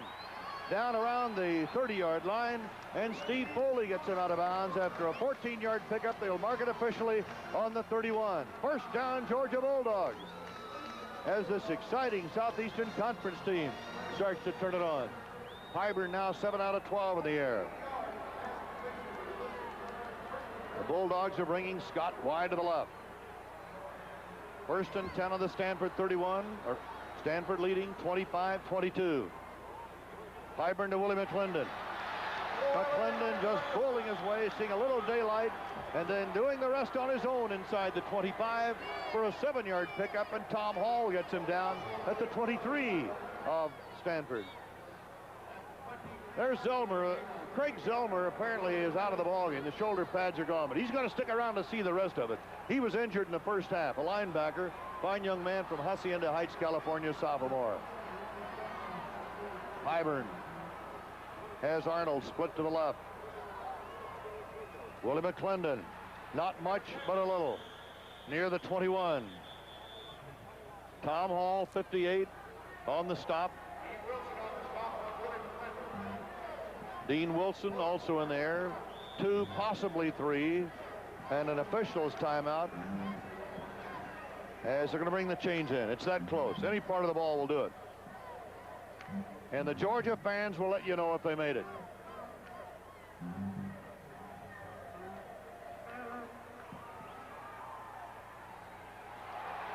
First down, Georgia. By the way, the special charters for Stanford, the party, will arrive at 1 o'clock tomorrow afternoon in Los Angeles and 4 o'clock in San Francisco. So especially for the parents, don't be concerned, because they're just going to stay right here and will fly out tomorrow because of the bad weather in the Midwest. Pyburn to Willie McClendon inside the 20 at the 18. Milt McCall, the son of the great All-American Dr. Bill McCall, making the tackle, gain of 3. Bill, a great star with the Chicago Bears. And across the way, Vince Dooley feeling better now that his team has been able to move the football against the Cardinals. What a job he has done in 15 years at Georgia. 11 bowl games in 15 years. On 2nd and 6. And it is Stewart, the fullback, inside the 15 to the 13. Keith Burcham, the free safety, making the tackle for Stanford. A gain of 4 on that one. Looks like the Bulldogs have their poise back now, Don. They certainly have, and they're playing it very close to the vest at this stage of the game. I saw quarterback Jeff Pyburn looking over at the sidelines, talking to head coach Vince Dooley. Dooley sending in all the plays. He's alternating tight ends and running backs. They want to keep themselves in good scoring position. Got an excellent kicker in Rex Robinson. 10:21 to go here in the ball game. And Georgia down by 3. Willie McClendon hit at the 15, brought down to the 14. Willie McClendon met by Gordy Saraceno. Saraceno is something else. It is 4th down for Georgia, trailing by 3. And here comes Mr. Robinson. Rex Robinson and Mike Garrett, the field goal unit, coming on with Garrett to hold. It'll be an angle right. Robinson certainly has the leg to do it. 74 points with a foot this year for Rex Robinson. Has not been one of his more accurate nights, though, Merle, missing a couple of extra points. It'll be a 31-yard shot from the right hash mark. 21 plus 10. Distance is good, and it is off to the left. It is off to the left, and the Cardinals have stopped the Bulldogs with 9 minutes and 29 seconds left to go in the game. It's Stanford 25 and the Bulldogs 22. We'll be back with more action after this from your local station. Well, the Stanford Cardinals have the football again, this time at their own 20. Georgia owns the statistics, but Stanford owns the lead. And that's Marjoram in motion. And Francis to the 25. As Phil, who rushed for 455 yards this year, picks up 5 on this one. And Ricky McBride stops the play for Georgia. Offensive linemen don't always get all the credit they should, but let's take a look at good number 70, Gene Engel. Second team all Pac-10. Right there throwing a nice block for the running back, Francis. Turning his man to the inside. Number 10 getting blocked out is Chris Weldon. Good job by Engel. Good run that time by Francis. And Dills at quarterback. He's been there all the way. Bo the man in motion. And the handoff to Francis and the hit by Chris Walton, the roverback. Gain of 2. Stanford staying on the ground now with a 25-22 lead. Stanford with 281 yards total offense and 16 first downs. Get a load of this. Georgia, 479 yards total offense, 26 first downs. But Stanford leads 25-22 after trailing 22-0. Stanford, third down. Big play for the Georgia defense. The draw. Nelson doesn't get it. Darren Nelson is stopped by Chris Weldon. He's a former quarterback who saved the Florida game with an interception. Tim Parks helping him out on the hit. Gain of 2. And Vince Dooley with his quarterback Jeff Pyburn talking over about the next offensive series as Georgia's getting ready to take over. Ken Neighbor will kick it away, and going back deep for the Georgia Bulldogs is Pat Collins. Neighbors averaged 43.2. Collins on the run, 39-yard line. And he gets 10, he gets 11, he gets 13, and almost 14 on the return to the 46-yard line of Stanford. And so the Bulldogs come out of that with pretty good field position as Hibbler made the tackle. Pat Collins took a dangerous risk there, catching it on the run, but had to do that other than lose a lot of yardage. Makes a nice run up the sidelines. The Cardinals lead by 3. We'll be back with more right after this. Well, Sports Illustrated may have called the shot on this one, Don. SI said that this game might be the most exciting of all the bowl games. Well, 25-22, fourth quarter, 7:29 to go, Georgia in possession. Pyburn, the option, the keep at the 42. Gain of 3, it'll be second down, 7. Keith Burcham, the free safety on the stop for Stanford. Watching Pyburn there, you see him looking over at head coach Vince Dooley.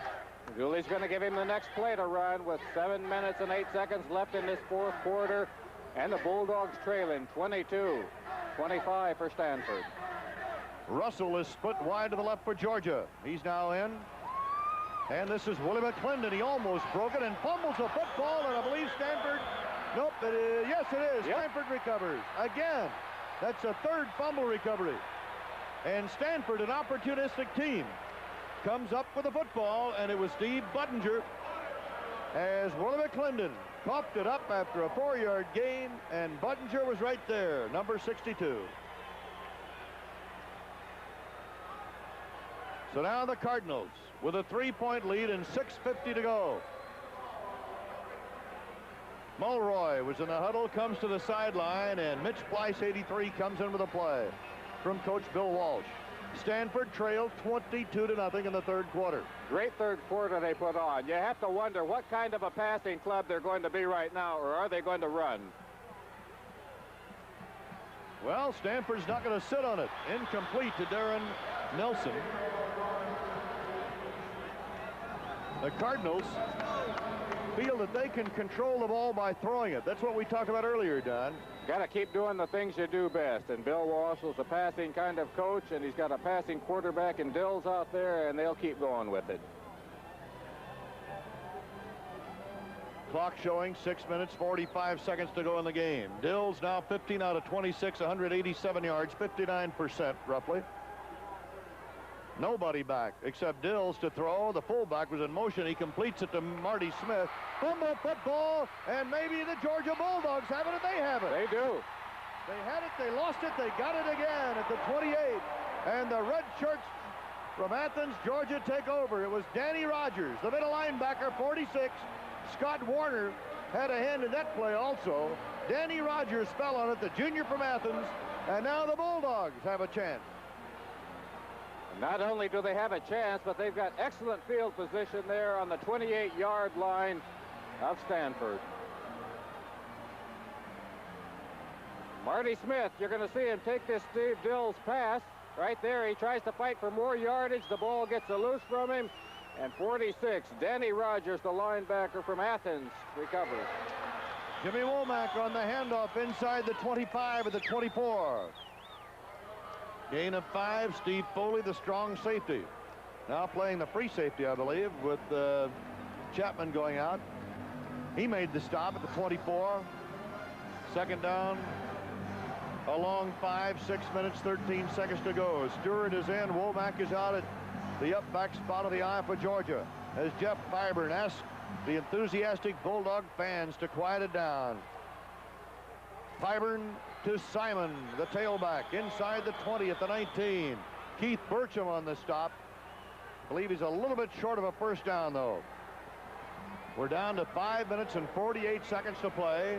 Stanford with an unbelievable comeback in the third quarter, putting 22 points on the scoreboard of the third quarter to tie the game at 22 all, and then a field goal early in the fourth quarter to take a 25-22 lead. This is Stewart. I believe he has the first down. They'll call time, maybe bring the sticks in. Tom Hall stops the play. I'd like to thank our crew here in the booth tonight, Gene Arnold and Vernon Eichenfelder on the identifications. Don Elliott, our statistician, doing a great job with a lot of action out here this evening. Any part of the ball. First down, Georgia.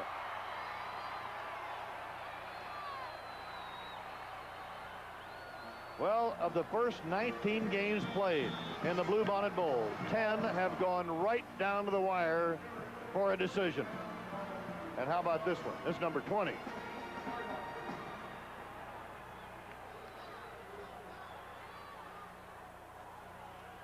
Pyburn, Stewart to the 15, brought down by Tom Hall, number 58.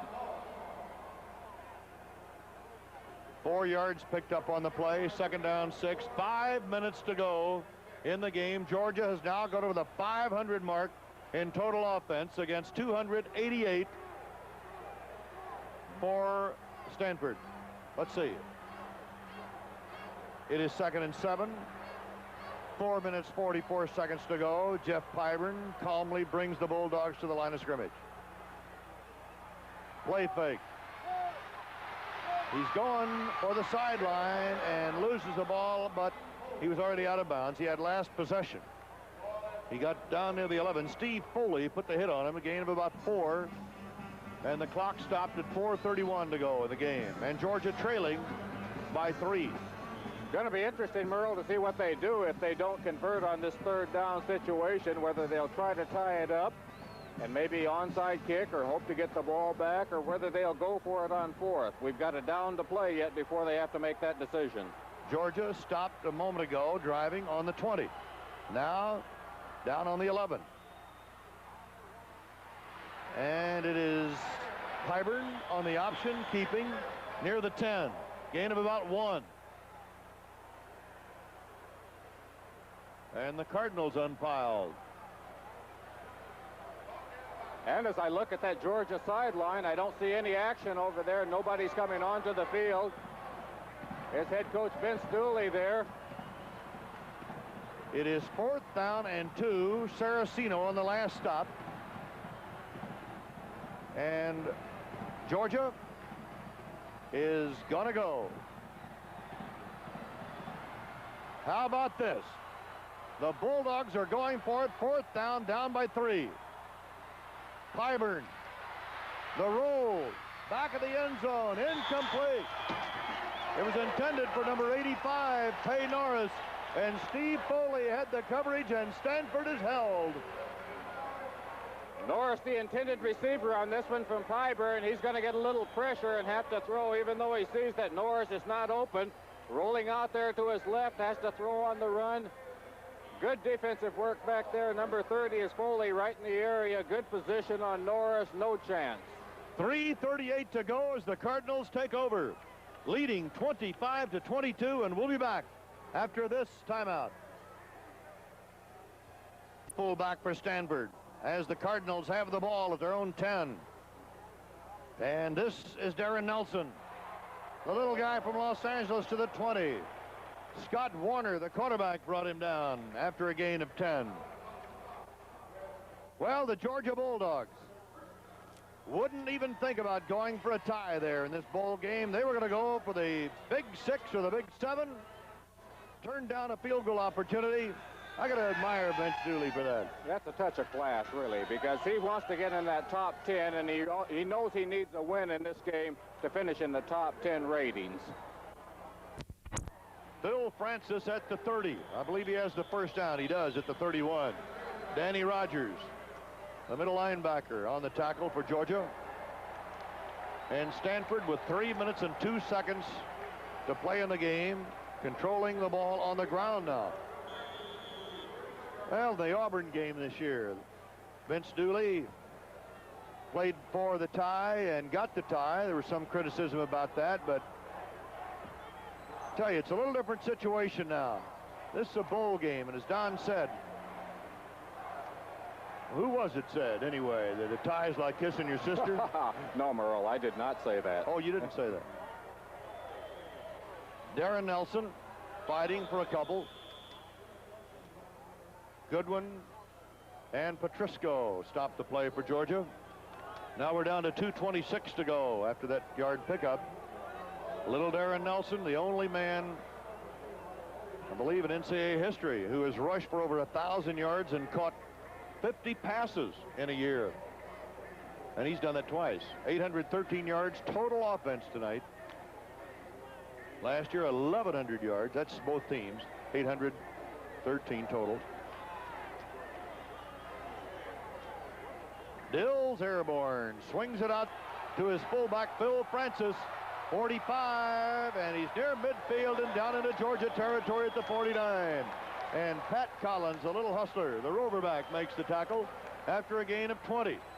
1:49 to go in the game. Nice passing combination that time, Dills to Francis. Francis could have so easily gone out of bounds, probably gained just as much yardage, but he wants to work on that clock. It's at 1:45 and marching. 1:41 to go in the game. 19 first downs for Stanford, 27 for Georgia. 329 yards total offense now for Stanford against 504 for Georgia.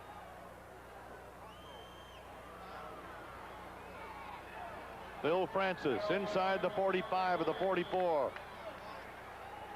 Gain of 5. Gordon Terry, number 50. And Ricky McBride, number 52, stopped the play for Georgia. I want to thank Vince Dooley and his staff, and Dave Story and Greg McGarity of the SID office at Georgia for their help and cooperation tonight. Coach Bill Walsh and his staff, and Gary Cavelli and Bob Rose of the SID office at Stanford. Francis now 58 yards, 11 carries. Bob Rose, a good friend of ours, was with the Stanford basketball team this week, and they did well, beating UCLA. 44 seconds of the clock running. And Jim Brown, now in at fullback, takes a hit on the 44 from Jimmy Payne, whose father is with the equipment department of Georgia. And the Bulldogs take a timeout to stop the clock, hoping to get that ball one more time. We'll be right back. 19-6. 39 seconds to play. Steve Dills at quarterback, going to Darren Nelson, the tailback at the 39. And he may have a first down as Stanford controls the ball. Dills 17 out of 28, 207 yards. in the air, but Nelson has been the big ground gainer for Stanford. Let's go down to Howard David. All right, Merle, this is Bob Pennington, who's the Southwest Regional Sales Manager for Dean William, and it's two people. Steve Dills of Stanford, the quarterback, and Gordy Saraceno also shares in the award. Howard, that's wonderful to have two valuable players in this marvelous game tonight. I want to tell you it's a pleasure to be with you on New Year's Eve, and a pleasure for us to make this award. Very good. Thanks for being with us. Let's go back upstairs to Merle and Don. Thank you, Howard. Tell you, it's been quite a second half, hasn't it? It was all Georgia in the first half. The Bulldogs absolutely controlled the game.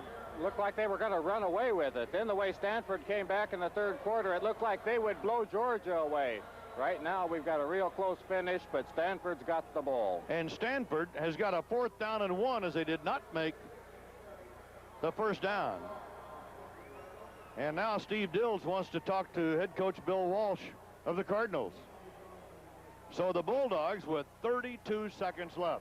They've been quite a Cinderella team as we show you the people who have been responsible for this game tonight. It's telecast from the Astrodome, the 20th annual Bluebonnet Bowl, a New Year's Eve tradition, and we have just been treated royally here in Houston by the sponsors, the Greater Houston Bowl Association, the Houston Chamber of Commerce, and again our congratulations to Tex Thornton, the executive director, and all of his staff, and Ray Driver, the president of Bluebonnet. And again, we say what a job they did for both schools in entertaining them royally. I'll tell you, I've never seen a group of young men have a better time than they had here in Houston. Those barbecues, plenty of food, nice dinner the other night, little toe-tapping music by a fine Western band, the luncheons, the works. Good place to spend New Year's Eve. Fantastic. Here it is, 4th down, inches.